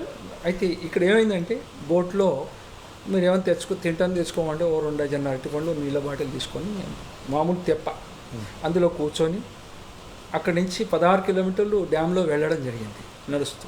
ఇది మామూలుగా మిషన్ బోట్ కాదు, మామూలు తెప్పలో. అలా ఉదయం 8 గంటలకు ప్రారంభమైతే మధ్యాహ్నం 12 అయింది అక్కడికి ఆ నీలిగంగ రేవు దగ్గరికి వెళ్తే. ఆ మధ్యలో ఒక శివ అవధూత అంటారు, ఇప్పటికీ మా కార్యాలయంలో స్వామి ఫోటో ఉంది. అయితే అతను మధ్యలో దర్శనం ఇచ్చాడు. ఈయన నీళ్ళ మీద కూర్చున్నాడు, థెర్మకోల్ షీట్ మీద కూర్చొని. అప్పటికి 40-45 రోజులు అయిందట. ఆయన ఎవరితో మాట్లాడాడు, ఆయన అనుగ్రహం ఉంటే మాట్లాడతాడని చెప్పడం జరిగింది. సరే ఈయన బోట్ ఆయన చెప్తే దండం పెట్టి ఈయన అప్పటికి శతచన్యాగం అయిపోయింది మాది. తర్వాత ఈయన స్వామి అని ఈ బోట్ ఆయన మొదలు ఎప్పుడైతే పరిచయం అయిందో అప్పటి నుంచి స్వామి అని పిలుస్తున్నాడు. ఈ స్వామి ఇట్లా అని అంటే నమస్కారం అంటే ఆశీర్వచనం అని చెప్పేసేసి, నిజంగా దత్త అనుగ్రహం ఎలా ఉంటుందో తెలియదు. ఆయన ఒక మొట్టమొదలు ఆశీర్వచనం అన్నాడు, వెళ్ళిరా కదిలివనం అన్నాడు. ఆయన పక్కకు ఒక కళ్ళు లొట్టి తీసిచ్చాడు. ఇది విచిత్రం, ఇది కళ్ళు లొట్టి. నేను కొంచెంసేపు ఆశ్చర్యపోయినాను, ఈయన కళ్ళు లొట్టి నాకు ఇవ్వడం ఏంది, చూస్తే ఖాళీ ఉంది, ఇచ్చింది. అయితే ఒక కొబ్బరి బుర్ర ఇచ్చి ఇందులో ఆ లొట్టిలో 5 నీళ్ళు బుర్రల నీళ్ళు అందులో పోయమన్నాడు. పోసిన తర్వాత ఆయన అట్లా పై చేయి పెట్టిండు, షుగర్ వచ్చింది అందులో వేసిండు, చేయి పెట్టేసిండు.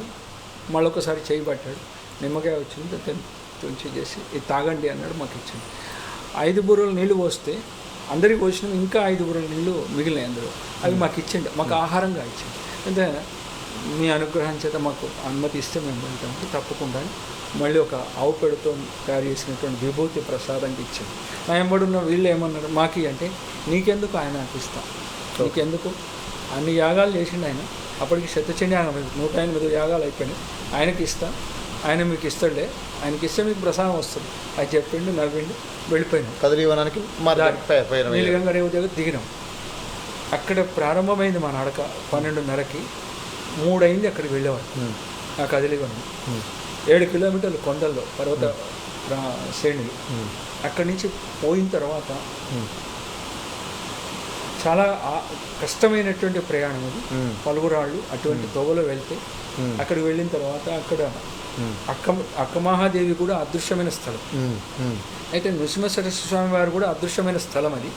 అయితే అక్కడ వెళ్ళిన తర్వాత అక్కమహాదేవి విగ్రహాలు 2, తర్వాత ఒక శివలింగం, నంది ఉన్నది. తర్వాత ఎట్లాగో నృసింహ సరస్వతి స్వామి వారు అభిషేక ప్రియుడు కనుక ఆ అభిషేకం చేసుకున్న తర్వాత నైవేద్యం పెడదాం అంటే తెచ్చుకునే 2 డజన్ల అరటిపండు కూడా ఆగలి మాట మీద తినేసినాం. మాకేం తెలియదు అక్కడ. మా శిష్యుడు భయపడుతున్నాడు, గురుగారు అయిపోయింది అంటే మళ్ళీ ఏమైంది దొరికిందా కదిలివనంలోకి వెళ్ళినాం. చాలా హారబుల్ ప్రయాణం. మొత్తం చిరుతలు అవన్నీ తిరుగుతాయి. అటువంటి పెద్ద గుహ, 2000 మంది కూర్చుంటాం అందులోకి. అక్కడ పోయిన తర్వాత అభిషేకం చేసాం. ఆ నైవేద్యం అంటే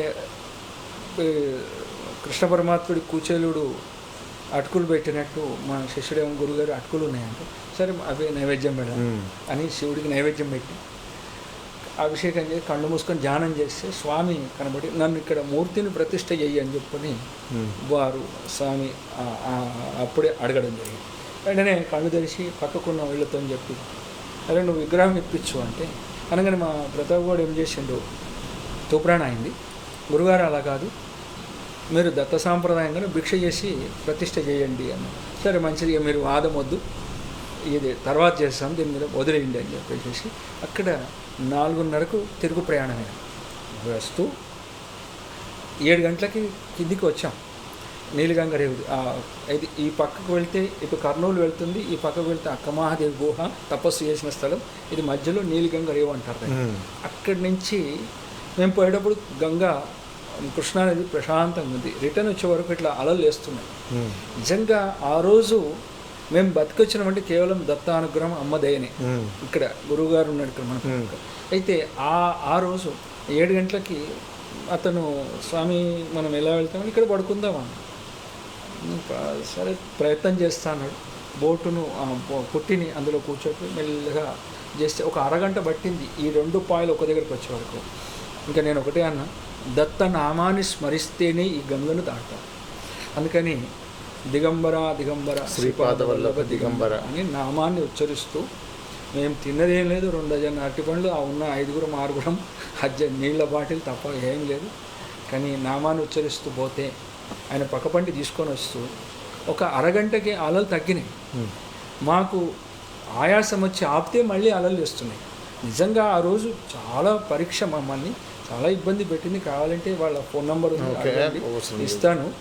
ప్రతాప్ గౌడ్ అని మా ఒకప్పుడు బీజేపీ ఉమ్మడి జిల్లాకి బీజేపీ అధ్యక్షుడు.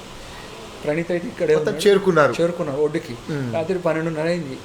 మన కరువైన సత్రం వాళ్ళు పిచ్చిలేసిందా ఈ రాత్రి ఎందుకు పోయిందని ఆ గేట్ వాచ్మెన్ తిట్టాడు. సరే మొత్తానికి అయితే అక్కడ చేరుకున్నాం.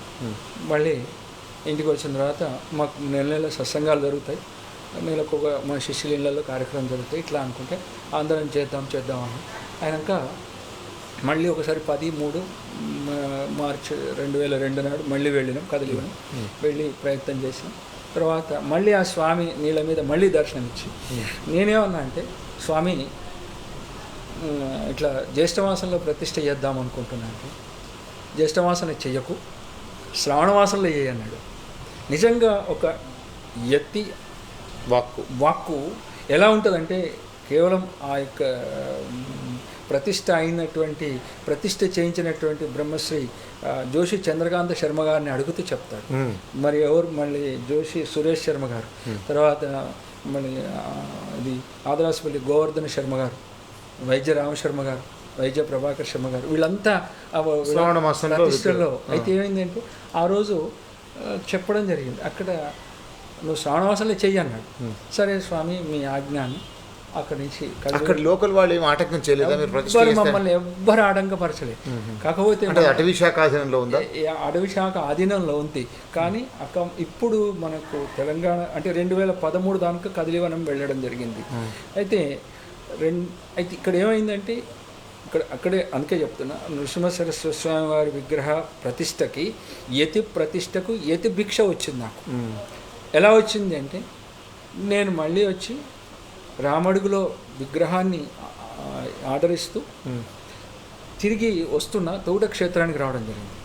అప్పుడు మరి శ్రీ మన కృష్ణానంద స్వామి వారు సరస్వతి స్వామి వారు అప్పటికి తన లోపలికి వెళ్ళిపోవడం జరిగింది. అయినా కూడా నేను వచ్చినా అని చెప్తే స్వామివారు రమ్మన్నాడు. వెళ్ళిన ఈ రాత్రి ఎక్కడ పోయినవరా అని స్వామి అడిగింది. స్వామి నేను ఇట్లా సంకల్పం అయింది, ఇట్లా స్వామి ప్రతిష్ఠ చేద్దాం.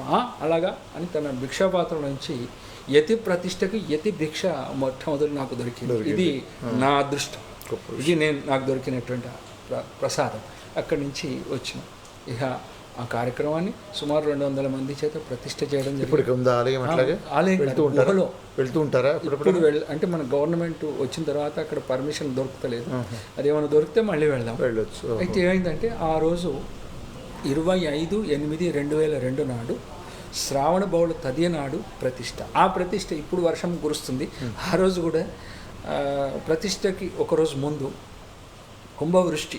ఎలా వెళ్దాం నాయన అని వీళ్ళు అంటారు. ఎలా వెళ్దామంటే నాకు అక్కడ స్వామి ఆజ్ఞ అయింది, ఇక్కడ యతి భిక్ష దొరికింది, మీరు ఎవరు రాకుండా ఒక విగ్రహాన్ని మాత్రం తీసుకొచ్చే వాళ్ళు వస్తే సరిపోతుంది, నేను విగ్రహాన్ని తీసుకెళ్ళి ప్రతిష్ఠ చేస్తాను. ఇక్కడ మా దేవాలయంలోనే ఈ భారీ వర్షము కరెంటు పోవడం వల్ల ఈ ఇంటర్వ్యూని కంటిన్యూ చేద్దాం. ఎందుకోసం అంటే విద్యుత్ అంతరాయమైన ఆ మధ్యలో వారు చెప్తున్నటువంటి వాగ్ధోరణిలో మనకు మార్పు రాకుండా తర్వాత ప్రతిష్ఠ జరిగింది. అయితే ప్రతిష్ఠ విగ్రహాన్ని ఇక్కడే మా బాలాంజనేయ స్వామి దేవాలయంలో ఆ యంత్రానికి ప్రతిష్ఠ చేసి ఇది జపము దానికి కావాల్సినటువంటి కార్యక్రమాలన్నీ కూడా కంప్లీట్ చేసి తర్వాత స్వామి మూర్తిని మా కారులో పెట్టుకొని బయలుదేరితే వర్షం కుంభవృష్టి. అప్పుడు కుంభవృష్టి, ఇప్పుడు కుంభవృష్టి పడుతుంది. నిజంగా స్వామి అనుగ్రహం ఉన్నాడు, నృసింహ సరస్వతి స్వామి వారి అనుగ్రహం ఉంది. అలాగే మనకి అందరు కూడా అడిగితే కూడా నేను ఒకటే చెప్పా, ఏంటంటే తప్పకుండా వెళ్దాం అని చెప్పడం జరిగింది. అయితే ఆ విగ్రహాన్ని అందులో పెట్టి కారులో పెట్టాను. కారులో పెట్టిన తర్వాత మాకు మేది తూప్రాన్లో కార్లో పెట్టిన తర్వాత కుంభవృష్టి కురుస్తుంటే కూడా సర్వీసు మళ్ళీ వెహికల్స్ చాలా వచ్చినాయి. అక్కడి నుంచి మేము బయలుదేరి వెళ్తూ ఇక్కడ మనోరాబాద్ తూప్రాన్ నుంచి మనోరాబాద్కు వెళ్ళి మనోరాబాద్ దాటంగానే వర్షం బంద్. తూప్రాన్లో వర్షం కుంభవృష్టి, మనోరాబాద్లో లేదు వర్షం. ఆ తర్వాత హైదరాబాద్ పోయినాం, ఎక్కడ వర్షం లేదు, ప్రశాంతంగా వెళ్ళిపోయింది. అయితే సాక్షి గణపతి దగ్గర పోయినాం శ్రీశైలం. సాక్షి గణపతి దగ్గర పోగానే అక్కడ వర్షం పడుతుంది. మళ్ళీ స్వామికి దండం పెట్టాను, స్వామి నువ్వు ఏం చేస్తావు అని. నా సంకల్పం కాదు, స్వామి ప్రతిష్ట, స్వామి యొక్క అనుగ్రహాన్ని మరి చెయ్యి తండ్రి అని చెప్పి దండం పెట్టుకోవడం జరిగింది. నా వెంబడి వచ్చే వాళ్ళని కూడా నీవు రక్షకుడుగా అయి ఉండి మళ్ళీ వీళ్ళందరినీ కాపాడుతండి అని స్వామికి విన్నవించుకొని సాక్షి గణపతికి పెట్టి వెళ్ళి తెల్లవారి 25/8/2002 నాడు స్వామి ప్రతిష్ఠ చేయడం బ్రహ్మశ్రీ జోషి చంద్రకాంత శర్మ గారు వేద పండితుల గారి చేత మరి ఆ యొక్క ప్రతిష్ఠ మరి కర్ణాటకలో ఆయన స్వామి గాణగాపూర్లో ఉన్నందుకు కర్ణాటక భాష వచ్చినటువంటి చంద్రకాంత శర్మ గారి యొక్క మరి వారి చేతిలో జరగడం అనేది నా అదృష్టంగా ఇక మీరు అది బాగా జరిగింది. ఆ పరంపరలో అక్కడ కూడా ఆ కదిలీవనంలో దాదాపు 13 సార్లు చండీయాగాలు చేసిన. అక్కడ శ్రీశైల క్షేత్రంలో ఇది మన ఎవరు యానగొంది మాణికేశ్వరి మాత ఆశ్రమంలో కూడా ఒక 3 సార్లు చేయడం జరిగింది. శ్రీశైల క్షేత్రంలో ఆ కదిలీవనం కానీ ఇక్కడ కానీ ఒక 13 సార్లు అక్కడ చండీయాగం జరిగింది. అలాగే నాకు మళ్ళీ ఏమనిపించిందంటే 2000 ఇది జరుగుతున్న కార్యక్రమాలు జరుగుతున్నాయి. అయితే ఏకదా నైమిష్యారణ్య అని చెప్పని శ్లోకానుసారంగా అయితే నాకు ఏమనిపించిందంటే ఆ మహర్షులు శౌనకాది మహర్షులు సూత మహర్షి 1000 సంవత్సరాలు యాగం చేసినారు కదా, 500 యాగం దగ్గరకు వస్తుంది అని చెప్పేసి సంకల్పంతో 500 చండీ యాగం అక్కడ చేద్దామని సంకల్పం చూసుకొని నైమిషారణ్యం 29/1/2010 నాడు నైమిషారణ్యం 500 చండీయాగం అక్కడ చేయడం జరిగింది. ఆ తర్వాత 501వ చండీయాగం కాశీలో చేయడం జరిగింది, వారణాసిలో. అక్కడి నుంచి మళ్ళీ రామేశ్వరంలో చేశాం. మళ్ళీ సంవత్సరానికి రామేశ్వరంలో చేసి మళ్ళీ 600వ చండీయాగం మళ్ళీ 9 రోజులు, అంటే కాశీలో ఒకసారి మొదటిసారి 2010లో ఒకసారి చేశాం, ఒకరోజు చేశాం. తర్వాత మళ్ళీ 2012లో 9 రోజుల కార్యక్రమం చేశాం. చేస్తూ 2012, 2014, 2016, 2019, 2020, 21 ఓ ఇలా ఇప్పటికీ ఆ విశ్వనాథుడి యొక్క అనుగ్రహం వరుసగా ఇన్ని సంవత్సరాలు కాశీలో 7 పర్యాయాలు కూడా కాశీ మహాక్షేత్రంలో ఆ విశ్వనాథుడి అనుగ్రహం చేత అమ్మవారి యాగం అక్కడ జరుగుతూ వస్తుంది. అలాగే అక్కడ నా సంకల్పం ఏంటంటే 9 సార్లు అక్కడ చండీయాగం చేయాలనేది, 9 పర్యాయం ఇంకా 2 సార్లు చేయాలనేది గట్టి సంకల్పం. కానీ నా ఉద్దేశం ఏంటంటే ఉన్నవాడు రావాల్సిందే, లేనివాడు రావాలి, అందరికీ భోజనం పెట్టాలి. ఈ రకమైనటువంటి తాపత్రయంతో వెళ్ళినప్పుడల్లా ఎంతమందిని తీసుకుని వెళ్ళేవారు? మామూలుగా మొదటిసారి వచ్చిన 100 మంది, రెండోసారి 280 మంది, మూడోసారి 150, 200 ఎవరు వచ్చినా సరే రమ్మంటాం. అలా చేస్తూ వస్తున్నాం. అలా చేస్తూ వాళ్ళకి మన ఎంబడి చక్కగా అక్కడ అమ్మవారి పూజ. మరి మొదటి 3 సార్లు కొంచెం దేవాలయానికి దూరం, కానీ 19, 20, 21 అక్కడ సురేష్ శర్మ గారని అక్కడ మనకు బ్రాహ్మడి తృప్తి గెస్ట్ హౌస్లు, అందులో లాడ్జ్లు, గంగకి దగ్గర జస్ట్ కొంత దూరంలో వాకబుల్ డిస్టెన్స్లో అక్కడ మంచిగా నాకు బ్రాహ్మడి సహకరించి అందులో చేయడం జరుగుతూ వస్తుంది. ఇంకా 2 సార్లు కూడా అక్కడే చేస్తా. 7 సార్లు అయింది, ఇంకా 2 సార్లు చేస్తా. అయితే అక్కడ కాశీలో చేయడం జరిగింది. ఇలాగే ఈ రామేశ్వరంలో అయింది, కాశీలో అయింది. కాశీలో 2012లో కాశీలో అయిన తర్వాత మళ్ళీ సోమనాథ్లో చేశాం. అయితే సోమనాథ్ కన్నా ముందు ఏం చేశామంటే 2014లో 40 రోజులు చండీ పారాయణం యొక్క సప్తశతి యొక్క శ్లోకం ఆధారంగా దసరా నవరాత్రులు, శరన్నవరాత్రులలో 10 రోజులు నిరాహారంగా ఉంటాం. నేను కేవలం 3 సార్లు మాత్రం టీ తాగుతా. ఇప్పటికి కూడా అదే చెప్తున్నా, దానికేం ఎటువంటి శశభిషలు. అయితే నాకు ఒక సంకల్పం ఏంటంటే, ఎందరో మహానుభావులు అరణ్యాలకు వెళ్ళి అక్కడ అప్పుడు మహానుభావులు మరి కందమూల ఫలాలు తింటూ మరి ఆహారం లేకుండా భుజించింది కదా, భోజనం చేయకుండా 40 రోజులు ఎందుకు దీక్ష చేయొద్దు అనేది నాకు ఒక నిరాహార మౌన దీక్ష నాకు ఒక బాగా మనసులో పడింది. పడిన తర్వాత బాగా ఆలోచన చేసి కార్యక్రమం 2014 అంటే 13 డిసెంబర్ 12 తారీఖు ఆరంభమై 20 జనవరి నాటికి ఆ 40 రోజులు దీక్ష చేసిన. అప్పుడు నా భార్య చాలా ఎలా ఉంటావు, ఏమవుతుంది అనేది ఆమె యొక్క ఆందోళన, కొడుకు ఆందోళన. నన్ను 3 డాక్టర్లు పరీక్ష, 3 శిష్యులే, 3 డాక్టర్లు కూడా నా దగ్గరకు వచ్చి నా బీపీ పల్స్ చెక్ నా దగ్గర రావద్దు, బీపీ పల్స్ చేయొద్దు, అమ్మనే చూసుకుంటుందని చెప్పడం జరిగింది 2014లో. ఇది జరిగింది. కానీ అమ్మ తన కొడుకుని ఎలా కాపాడుకుంటుందో నేనే ఉదాహరణ. అయితే మొదటి దీక్ష ఆరంభమైనాక 13వ రోజు లోపల కలశం పెట్టి నా ఇంట్లో పైన 2nd ఫ్లోర్లో మా రామకృష్ణనే డోర్ తీయాలి, మళ్ళీ ఆయనే బయట పెట్టుకోవాలి. నేను డోర్ తీయడానికి వీల్లేదు. అందులో నేను చాలామందికి చెప్తా, ఇప్పటికి కూడా చెప్తా, నేను ఎలా ఉంటానో మీరు చూడండి, ఒక్కరోజు మీరు ఎంత సంపాదించుకుంటారో ఆ ద్రవ్యం నేను ఇస్తా, నన్ను పరీక్ష చేద్దామంటే చేయొచ్చు అని ఇప్పటికి కూడా ఈ ఫేస్బుక్ ద్వారా లైవ్ ద్వారా గట్టిగా ఘంటాపదంగా చెప్పదలుచుకున్నా. ఇప్పటికీ 3 సార్లు మౌనం నిరాహారం కూడా చూసాం కదా. అయితే ఇలా నేను ఘంటాపదంగా ఇప్పటికి కూడా చెప్తాను. అయితే అప్పుడు మొట్టమొదటి దీక్ష కూడా అలాగే చెప్పాను. దాని తర్వాత చివరికి మాకు ఏమైంది అంటే ఆ 13వ రోజు అమ్మవారి కలశం పెట్టి 40 రోజులు దీక్షలో కూర్చుంటూ 13 ఆ దీపాన్ని సవరిస్తుంటే మీద షెల్లా ఉంది. అదేమైందంటే ఎప్పుడు అంటుకుందో తెలియదు, అది అంటుకుంది. ఇంకా మా రామకృష్ణ డోర్ బయట పెట్టుకుంటాడు. అతను నన్ను అక్కడ ఎవరు లేరుగా, అక్కడ అమ్మ నేను తప్ప అక్కడ ఎవరు లేరు.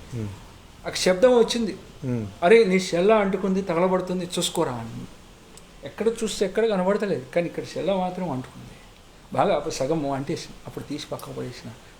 అమ్మ నువ్వు ఉన్నవా అంటే మొట్టమొదటి దీక్ష చండీ పాఠంలో 13 అధ్యాయాలు ఉంటాయి. ఆ 13 అధ్యాయాల యొక్క ఆధారంగా 13వ రోజు నన్ను నాకు ఏది అటు ఆపద రాకుండా 13వ రోజు నన్ను కాపాడింది.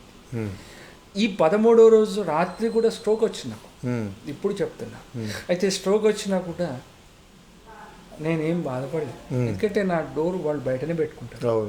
నేనా మాట్లాడా, ఏం చేయాలి సరే ఏమమ్మా ఇది అని చెప్పేసి ఆ కుంకుమార్చన చేసినటువంటి అమ్మవారు బొట్టు పెట్టుకొని ఆ ఛాతి ఎక్కడైతే నొప్పి వస్తుందో అక్కడ పెట్టేసుకుని, అంటే అమ్మ మహత్యము, కుంకుమార్చన యొక్క మహత్యం అది అంత ఉంటుంది. అందుకని చాలామంది వచ్చి అమ్మవారి యొక్క కుంకుమార్చన యొక్క కుంకుమ కావాలని అడిగి తీసుకెళ్తుంటారు ఇప్పటికి కూడా. అలాగే ఆ రోజు అది జరిగినటువంటి చరిత్ర. తర్వాత మళ్ళీ కూడా కాశీలో చేశాం. ఇది 2014లో అది కార్యక్రమం చేసుకొని సోమనాథ్కు వెళ్ళి సోమనాథ్లో మౌతిక పృచ్ఛకు యొక్క సహకారం చేత అక్కడ మేము మొదలు వెళ్ళినప్పుడు చిన్నగా ఆంజనేయ స్వామి బాలుడు లెక్క ఉండి, తర్వాత 2014లో వెళ్ళినప్పుడు నాకు మంచి సహకరించి అక్కడ మంచి ఒక హాల్ ఇప్పించి మంచి డబ్బులు తీసుకోకుండా మా అందరికి కూడా వసతి కల్పించి మేమే వంట భోజనం అన్నీ చేసుకొని అక్కడ కార్యక్రమం చేయడం జరిగింది. అక్కడ 2014లో చెందిన. ఆ తర్వాత అక్కడి నుంచి వస్తూ అది 13 అయితే 13 అనుకుంటా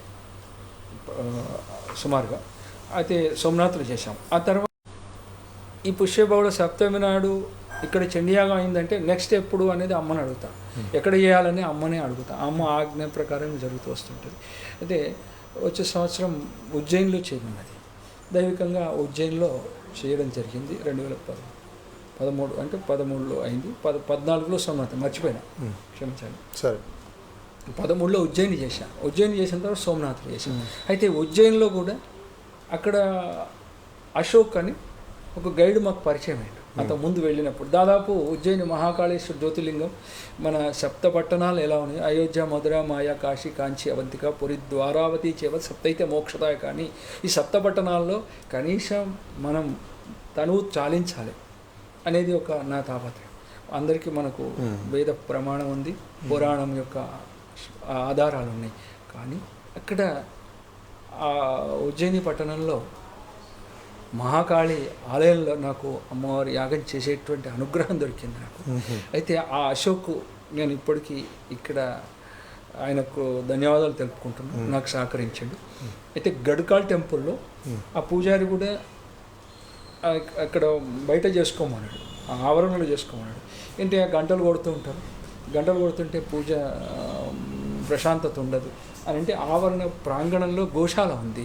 ఆ గోశాలలో చండీయాగం చేసుకోవడం, మంచి ఆవు పెండతో చక్కగా శుద్ధి చేసుకుని బ్రహ్మాండంగా గోశాలలో చండీయాగం చేయడం జరిగింది. చాలా అద్భుతంగా సాగింది. తర్వాత దానికి మన ప్రజ్ఞాపూర్ బాలకిషన్ గుప్తా వీళ్ళందరూ చాలామంది రావడం జరిగింది.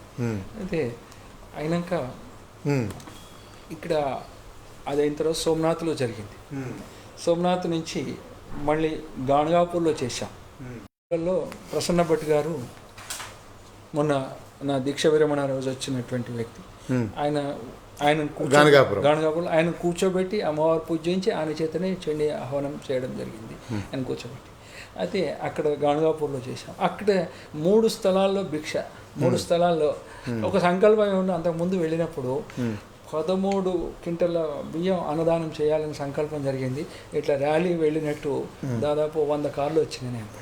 అక్కడ 13 క్వింటల కాకుండా చాలా అద్భుతంగా ఒక గుట్టలు రాసిన లెక్క ఎక్కడైతే అభిషేకం చేస్తారో అక్కడ పెట్టి భిక్షకి దానం చేయడం జరిగింది.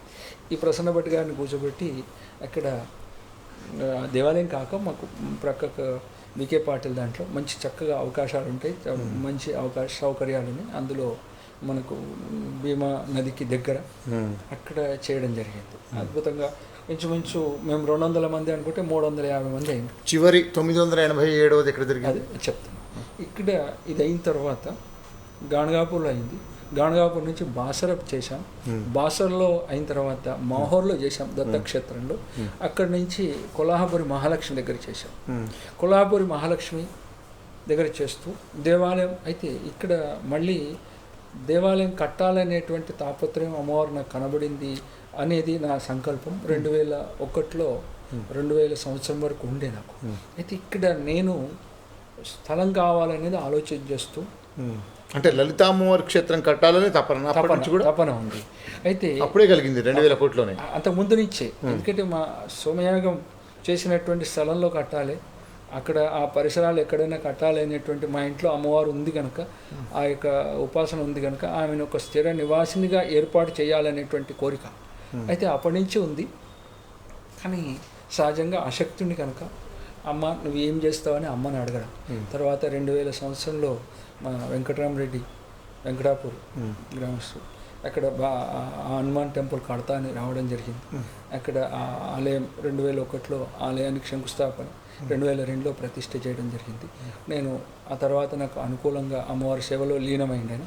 2006లో భూమి నా పేరు మీద కొని రిజిస్ట్రేషన్, ఎకరాలు 1 ఎకరా భూమి 1 ఎకరం కొని నా పేరు మీద రిజిస్ట్రేషన్ చేసి ఇవ్వడం జరిగింది.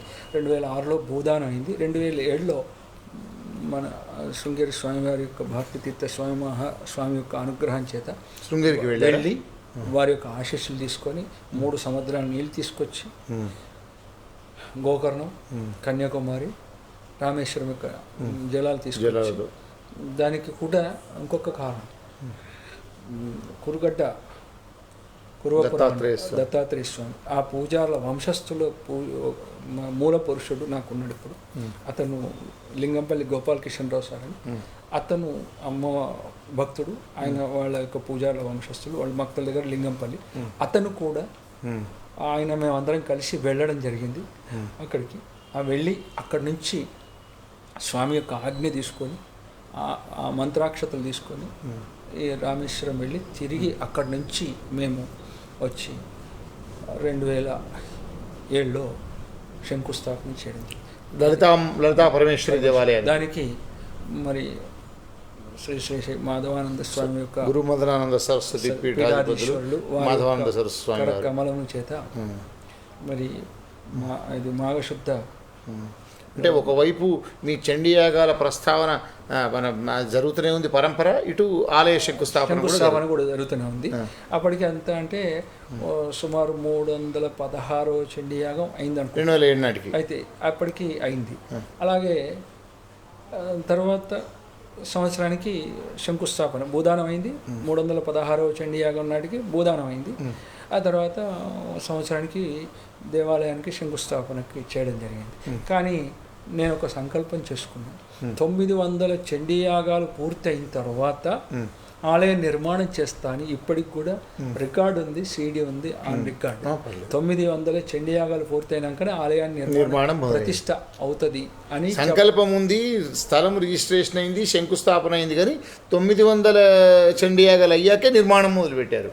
ప్రతిష్ట చేస్తా అని. అయితే ప్రతిష్ట చేస్తా అని సంకల్పం. అందుకని అది సుదీర్ఘంగా ఒక 10 సంవత్సరాలు ప్రస్తావన జరిగింది. ఆ తర్వాత 2007లో శంకుస్థాపన జరిగిన తర్వాత సుదీర్ఘంగా ముందు కాంపౌండ్ వాల్ పెట్టడం జరిగింది.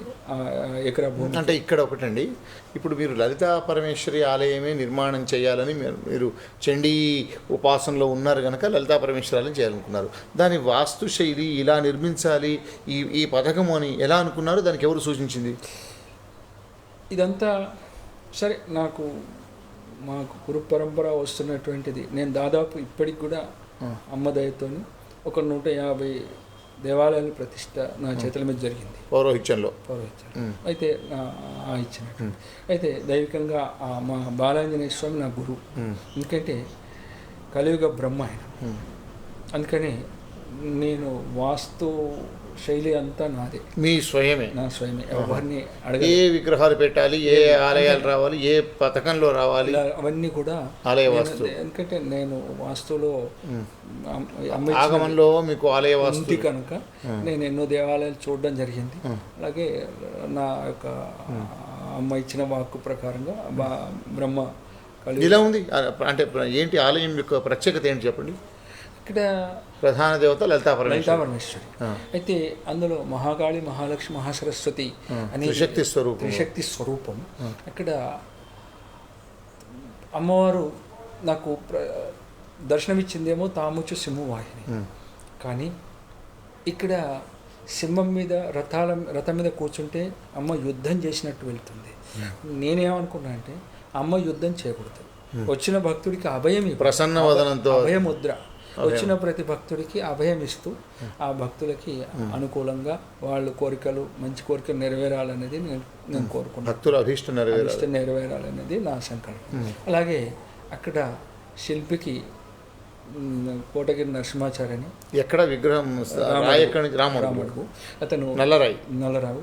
నాకు దాదాపు 87 నుంచి రామడుగు క్షేత్రం బాగా అనుబంధం, మా తండ్రి గారు అప్పటి నుంచి.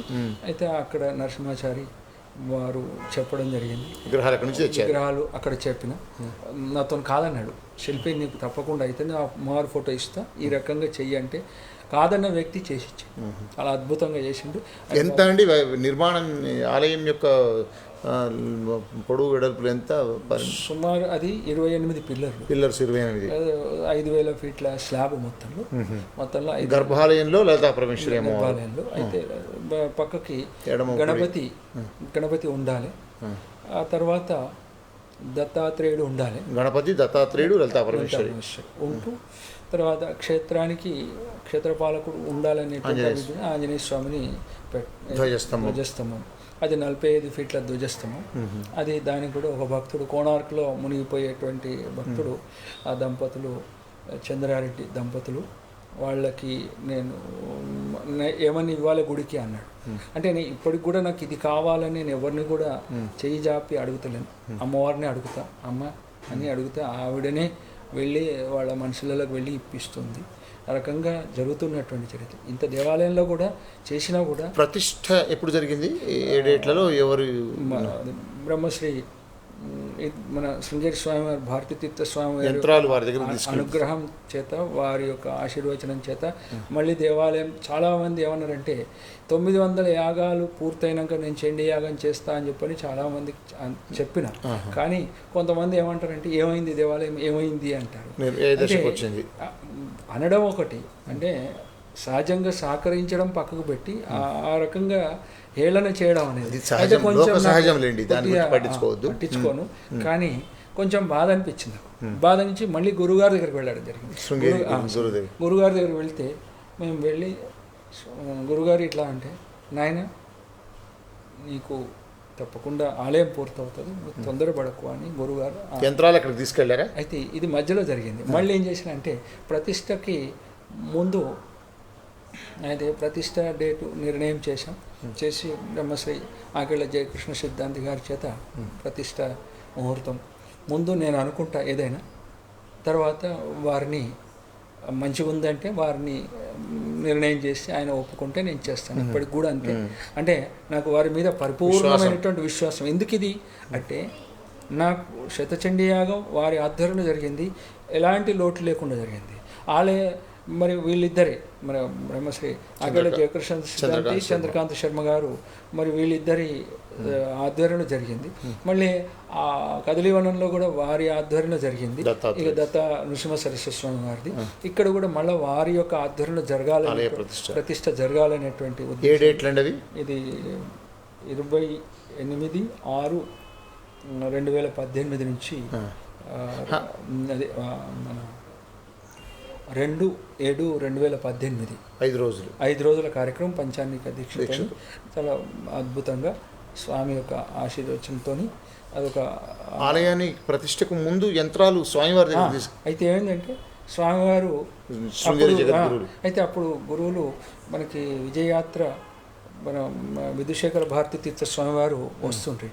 కాకపోతే నేను ప్రయత్నం చేసిన, కానీ ఈ ప్రాంతం నుంచి అనుమతి దొరుకుతుందా లేదా అనేది కొంత వెనుక ముందు ఆడిన తర్వాత మళ్ళీ గురుగారి దగ్గర పోయి నాకు సూచించింది. గురుగారి యొక్క స్పర్శ చేస్తే యంత్రానికి భారతీయ స్వామి వారి యొక్క శృంగేరి వెళ్ళి అక్కడ స్వామి యొక్క ఇచ్చి స్పర్శ చేసి పత్రిక ఆవిష్కరణ అవంతా కూడా వారి చేతిలో చేయించుకొని వారు భిక్ష ఇవ్వడం జరిగింది. వారు నాకు ఇవ్వడం జరిగింది. అది తీసుకొని వచ్చి ఈ కార్యక్రమం దిగ్విజయంగా 5 రోజుల పాటు జరిగింది. ఇది అయితే ఇక్కడ బ్రహ్మశ్రీ ఆకెళ్ళ జయకృష్ణ సిద్ధాంతి గారి యొక్క ముహూర్త బలం ఎలా ఉందంటే, ఇక్కడ ముహూర్తం రాస్తున్న నాకు ఫోన్ వస్తుంది, గురుగారు నేను 1 లక్ష రూపాయలు ఇస్తా ఒక భక్తుడు. అయితే ఏంది, అంతకుముందు ఆయన చెప్తే చూద్దామన్నాడు అతను. వారి మహాత్మ ముహూర్త బలం అది మొత్తం నిర్మాణానికి అంతా కూడా సానుకూలంగా అందరూ సహకరించారు. ఇక్కడ ప్రధానంగా ఒక్కటి మాత్రం నాకు అమ్మ ఇచ్చింది ఏంటంటే, అమ్మ యొక్క చండీయాగం యొక్క మహత్యం ఒకటి, ఆమె మహత్యం తెలిసినటువంటి దాతలు ఇవ్వడం జరిగింది. ఇక్కడ ప్రత్యేకించి ఎవరి దగ్గర పోయి అడిగింది లేదు. కాకుండా ఇక్కడ మళ్ళీ మనకి అమ్మ సంతానం అయినటువంటి 109 మంది ఇప్పటి వరకు నా దృష్టిలో 109 మందిలో ఒక 4 మాత్రం అమ్మవారికి ఇవ్వడం జరిగింది. ఇది ఇప్పటి వరకు అంటే మిగతా వాళ్ళు ఇవ్వలేదా అంటే వాళ్ళని అడగలే, వాళ్ళకి చెప్పడం జరిగింది. యోగం ఉన్న వాళ్ళు ఇస్తారు. ఒక అతను అనకూడదు, ఒక అతనికి 55 సంవత్సరాలు వివాహం కాలే, ఎక్కడెక్కడో చేసి వచ్చారు. కానీ మా బాలాంజనేయ స్వామి దేవాలయంలో ఇప్పటికి కూడా దానికి సాక్షిభూతం సంతాన నాగదేవత ప్రతిష్ఠ చేస్తే కేవలం 7 నెలల్లో అతనికి సంతానం అయింది. ఏంటంటే హనుమాన్ జయంతి నాడే బాలుడు ఉద్భవించాడు. అతనికి చెప్పిన ఇప్పుడు 10 సంవత్సరాల పిల్లవాడు, అతనికి ఉపనయనం కూడా అయింది. 7 సంవత్సరాలకు ఉపనయనం చేయమన్నా చేశాడు, మంచి చక్కగా ఉన్నాడు. అంటే ఎవరైనా కానీ సహజంగా మనం జరుగుతూ వస్తుంటుంది. ఎవరు ఇష్టం ఉంది అది ప్రతిఫలం అనేది నేను ఆశించకుండా కార్యక్రమం జరుగుతూ వస్తుంది. కనుక అమ్మవారు అలా అప్పటికి ఇంకా 900 యాగాలు పూర్తి కాకుండానే 862 యాగాలు పూర్తయినాయి అప్పటికి. అంటే ఇంకా 38 యాగాలు ఇంచుమించు 800 ఇంకా 38 యాగాలు మిగిలి ఉండగానే ఆ దేవాలయం పూర్తి చేయించుకుందాం.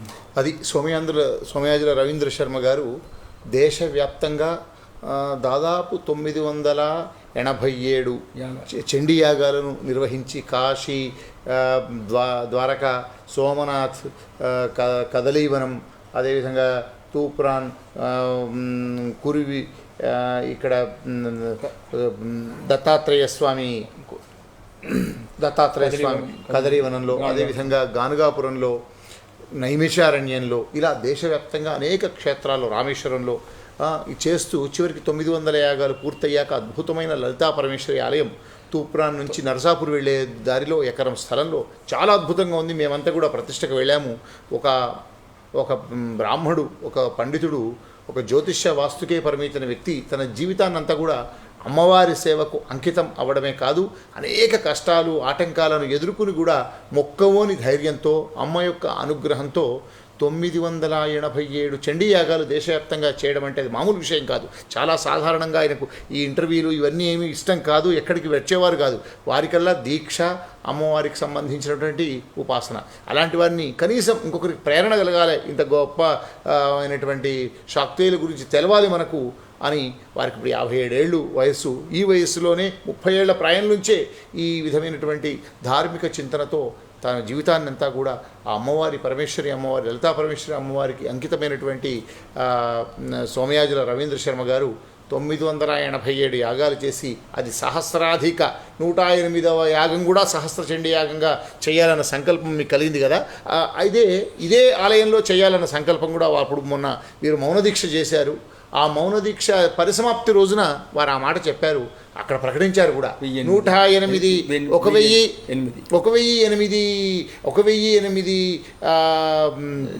చండీ యాగాలు పూర్తయిన సందర్భంలో ఇక్కడ సహస్ర చండీ యాగం చేస్తాను కూడా అన్నారు. దాని ప్రణాళిక కూడా చెప్పండి ఒకసారి. అయితే ఇక్కడ ఒక సంకల్పం ఏంటంటే, నా దీక్ష విరమణ రోజు మేము ముందట ప్రకటించాను. మౌన దీక్ష విరమణ 40 రోజుల మండల దీక్ష నిరాహారంగా చేశారండి, కఠోరంగా, కేవలం తపస్సే. 40 రోజులు పూర్తి ఆహారం లేకుండా కేవలం మంచినీళ్ళు, పాలు మాత్రమే తీసుకుంటూ 40 రోజులు చేసి చివరి రోజున మేము ఉద్వాసన రోజున మేము వెళ్ళాము. అయితే అమ్మవారు ఏం చెప్తుందంటే, నిరాహారో యథాహారో తన్మనస్కత నిజగాత్ర గుక్షితం ప్రత్యక్షం ప్రావు చండికామని సప్తశతిలో చెప్తూ వస్తుంది. ఆ శ్లోకం యొక్క ఆధారంగా చేసుకుంటూ నేను 3 సార్లు ఇప్పటి వరకు అమ్మ యొక్క అనుగ్రహం, గురువుల యొక్క అనుగ్రహం చేత నేను ఈ ఇంట్లో 2014లో 15లో మొన్న లలితా పరమేశ్వర ఆలయంలో చేయడం జరిగింది. అయితే ఇక్కడ నాకు అసలు చాలామంది 1000 యాగం పూర్తి చేస్తారు, చేసిన తర్వాత సమాప్తం చేయాలి. అప్పుడు శతచండీ యాగం చేసిన తర్వాత 108వ యాగం పరిసమాప్తం అయిపోయిన తర్వాత మానుకుందాం అనుకున్నాం. కానీ మన అమ్మవారు కొనసాగింపజేసింది. మన వైదిక నిర్వహణ చేసిన వేద పండితులు, మరి జయకృష్ణ సిద్ధాంతి గారు, చంద్రకాంత శర్మ గారు, వీరు ఇంకా నడిపించు అని చెప్పి వారి యొక్క వాక్కుతోని, ఇంకా అక్కడున్న భక్తులు కూడా మాకు చెయ్యి, మాకు కావాలని అడుగుతూ వస్తుంటే ఇప్పటికి కూడా నేను నవ్వుతున్నా. ఇప్పటికి కూడా అందరి దగ్గర ధనం ఉన్నట్టు ఇప్పటికి ఒక 20 యాగాలు ఇప్పుడు చేతిలో ఉన్నాయి. అంటే ఏమిటి, దాదాపు 10 యాగాలు చేయడానికి ముందుకొచ్చారు వాళ్ళకి డేట్లు ఇవ్వడం జరిగింది. ఇంకొక 20 యాగాలు మాకు కావాలంటే నేను ఇప్పుడు ఇవ్వదలుచుకోలేదు, ఈ సహస్ర చండీ యాగానికి అన్ని సమకూరినాకనే అవన్నీ చేస్తాను అని చెప్పడం జరిగింది. చెప్తూ దీక్ష విరమణ రోజు నైమిషారణ్యంలో శౌనకాది మహర్షులు 1000 సంవత్సరాలు సత్రాయాగం చేసినారు కదా. మా సోమయాజుల వంశంలో నేను పుట్టినందుకు వచ్చినందుకు అక్కడ 500 యాగం చేసినాను. మళ్ళీ 1000వ యాగం కూడా అక్కడే చేయాలనేది నా సంకల్పం. నైమిషారణ్యంలో సహస్ర చండీ యాగం 1000వ యాగం, అంటే ఇప్పుడు 1000వ చండీ యాగం 987, అంటే ఇంకా 12 యాగాలు ఇక్కడిక్కడ జరిగిన తర్వాత మళ్ళీ అక్కడ 1000వ చండీ యాగం చేసి అంతమంది ఇక్కడ ఉన్నటువంటి ఇన్ని యాగాలు చేసుకునేటువంటి భక్తులు అభిమానులు వాళ్ళందరూ అంత దూరం వ్యయ ప్రయాసాలకు రాలేరు కనుక నా కోరిక చివరికి ఏమనుకున్నా అంటే 1008వ అప్పుడు 108వ చండీ యాగం శతచండీ యాగం చేసినట్టుగానే 1008వ చండీ యాగం సహస్ర చండీ యాగం చేద్దామనేది నా యొక్క సంకల్పం. లలితా పరమేశ్వరి దేవాలయంలో ఇంకొక చెప్తున్నా ఫేస్బుక్ ద్వారా లైవ్ ద్వారా దర్శనం మాసపత్రిక ద్వారా ఏంటంటే ఈ 1000 పారాయణాలు నేనే చేస్తా, ఎవరికి ఇవ్వను. అంటే నిష్ట. ఎందుకు అంటే త్యాగే నైకే అమృతత్వ మానసు, త్యాగం చేసినటువంటి వాడే అమృతం తాగుతాడు. అందుకని ఇది నా యొక్క కఠినమైనటువంటి, మళ్ళీ అవసరం పడితే మళ్ళీ 40 రోజులు దీక్షలో కూర్చొని 1008వ యాగం సహస్ర చండీ యాగానికి 1000 పారాయణాలు నేనే చేస్తా అనేది నా యొక్క అమ్మవారి సంపూర్ణ అనుగ్రహం ఉంటుంది. జగద్గురు భారతీతీర్థ స్వామి వారి అనుగ్రహం ఉంటుంది. మీ 1008వ సందర్భంగా సహస్ర చండీ యాగాన్ని కూడా లలితా పరమేశ్వరి దేవాలయంలోనే అద్భుతంగా నిర్వహించాలి. మీ జీవితంలో ఏదైనా ఒక సంకల్పం ఉందా? చివరగా అసలు మీ యొక్క లక్ష్యం ఏంటి? ఇన్ని చేస్తూ ఉన్నారు, 1108 ఎలాగ జరుగుతాయి. అద్భుతమైన ఆలయాన్ని కట్టారు, అక్కడ కదలీవనంలో నృసింహ సరస్వతి స్వామివారి విగ్రహం పెట్టారు, అనేక చోట్ల ధార్మిక కార్యక్రమాలు చేస్తున్నారు, శతచండీ యాగం చేశారు, రేపు సహస్ర చండీ యాగం చేయబోతున్నారు. ఏంటి మీ భవిష్యత్తు, మీ ప్రణాళిక ఏంటి, మీ లక్ష్యం ఏంటి? అయితే కొన్ని చెప్పాలనుకుంటాం, ఆ రోజు మేము ముందర చెప్పిన, కానీ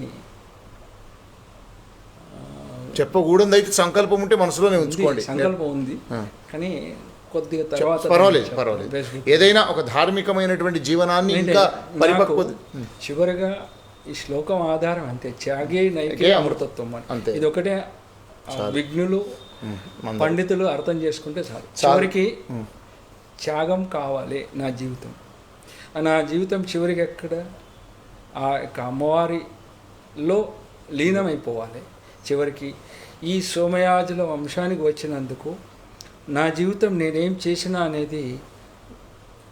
అనేది అమ్మకు నన్ను అనుగ్రహించాలి అనేది చివరి యొక్క ఆశయం. కనుక పలానా ఆయన ఏం చేసిండు అని ఎవరూ చెప్పుకోవాల్సిన అవసరం లేదు. నా జీవితానికి బ్రాహ్మడిగా పుట్టినందుకు నేను కూడా మళ్ళీ చెప్తున్నా, నేను బ్రాహ్మడిగా పుట్టలే, నేను బ్రాహ్మణి కాదు అంటున్నా. ఎందుకే మాట అంటున్నా అంటే జ్ఞానం తెలిసినవాడే బ్రాహ్మడు, కానీ బ్రహ్మజ్ఞానం కలిగినటువంటి వాడే బ్రాహ్మడు. కానీ నేను కూడా అన్ని జన్మలు ఎత్తిన, డ్రైనేజీలో పురుగై పుట్టిన, సెప్టిక్ ట్యాంకులో పురుగై పుట్టిన, నా జీవితం నా జన్మ ఏందో నాకు తెలుసు. చివరికి ఏం చేయాలి అనేది నా యొక్క ఆశయం ఉంది. ఆ ఆశయ సాధనలోకే లలితా పరమేశ్వర ఆలయం. ఎందుకని ఉంది, ఆయుధ చండీయాగం చేయాలని కూడా కోరిక ఉంది, కానీ అది నెరవేర్చదా అది అమ్మదయ. కనుక దీనికి అమ్మ అనుగ్రహం కావాలి. మీ సంకల్పము, అమ్మ అనుగ్రహము, జగద్గురువుల ఆశీర్వానుగ్రహం ఉంటే మనం సంకల్పించింది ఏదైనా అవుతుంది. సంతోషం. వారు ఇంకొక మాట కూడా అన్నారు, జీవితాంతము జీవితంలో తనొక పూర్తి అయినటువంటి ఆధ్యాత్మిక జీవనంలో సాగుతాను, ఆధ్యాత్మిక జీవనంలోకి వెళ్తాను, అదే నా పరమావధి అని వారి యొక్క ఆలోచనను భవిష్యత్ ప్రణాళికను కూడా చెప్పారు. శ్రీ సోమయాజుల రవీంద్ర శర్మ గారు దాదాపు ఈ గంట పైన మన ఈ నివాసంలో శ్రీరామ సిద్ధాంతి భవనానికి, వారు కూడా శ్రీరామ సిద్ధాంతి, మా తాతగారు వారి అందరికీ ఒకే వంశానికి సంబంధించిన రక్త సంబంధికులం కూడా. వారిని మా వంశంలో మా అమ్మమ్మ తాలూకు, మా మేనత్తల తాలూకు నుంచి వచ్చిన వారు కనుక ఈ వీరి యొక్క ఆశీర్వాద గృహం కూడా వారిపై కొంత ఉంది. ఇలాంటి వ్యక్తి ఎందరికో స్ఫూర్తిని, అందుకే ఆరంభంలోనే అన్న వారికి వ్యక్తి కాదు శక్తి. అలాంటి గట్టి సంకల్పం, ఒక పట్టుదలతో ఏదైనా సాధించవచ్చు అని వారి జీవనంలోనే అనేక అనుభవాలను చెప్తూ అనేక నిరూపణలు కూడా మనకు తెలిసాయి. అలాంటి సోమయాజుల రవీంద్ర శర్మ గారి 1108వ చండీయాగం సందర్భంగా, సహస్ర చండీయాగం వారు ఏదైతే ఒక దీక్షా సంకల్పంతో వైభవం ఒక అద్భుతంగా నిర్మించిన తూప్రాన్ శివారులోని వెంకటాపురంలోని ఆ లలితా పరమేశ్వరి దేవాలయంలో ఆ సహస్ర చండీయాగాన్ని కూడా మనమంతా పాల్గొందాం, అనుభవం పొందాం. వారి జీవితం కూడా ఇంకా మరింత ఆధ్యాత్మికంగా ధార్మికంగా వెళ్ళి పూరి పరిపక్వ దశలోకి వెళ్ళాలని, వారి అనుగ్రహం కూడా అమ్మవారి యొక్క ప్రేరణతో అందరికీ కలగాలని మనస్ఫూర్తిగా కోరుకుంటూ, దర్శనం ఆధ్యాత్మిక వార్తా మాసపత్రిక పక్షాన కొన్ని పుస్తకాలను వారికి చిరు సత్కారంతో నేను వారికి ఇవ్వాలని అనుకుంటూ ఉన్నాను. వారు ఇంతసేపు ఓపికగా మా ఇంటికి వచ్చి ఇంతసేపు మాట్లాడినందుకు వారికి అనేక విధాలుగా ధన్యవాదాలను తెలియజేస్తూ ఉన్నాను.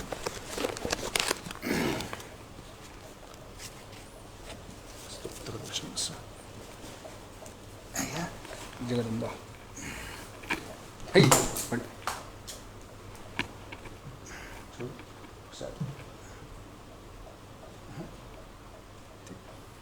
బయట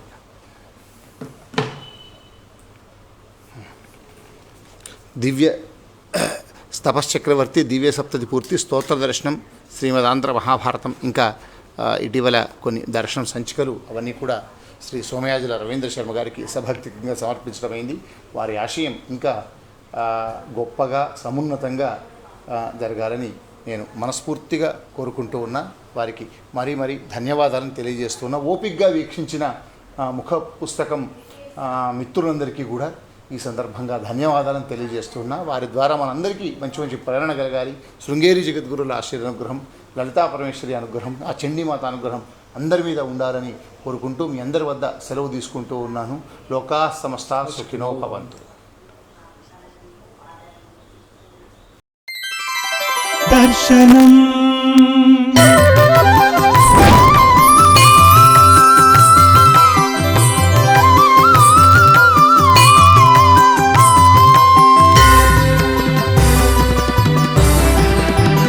దర్శనం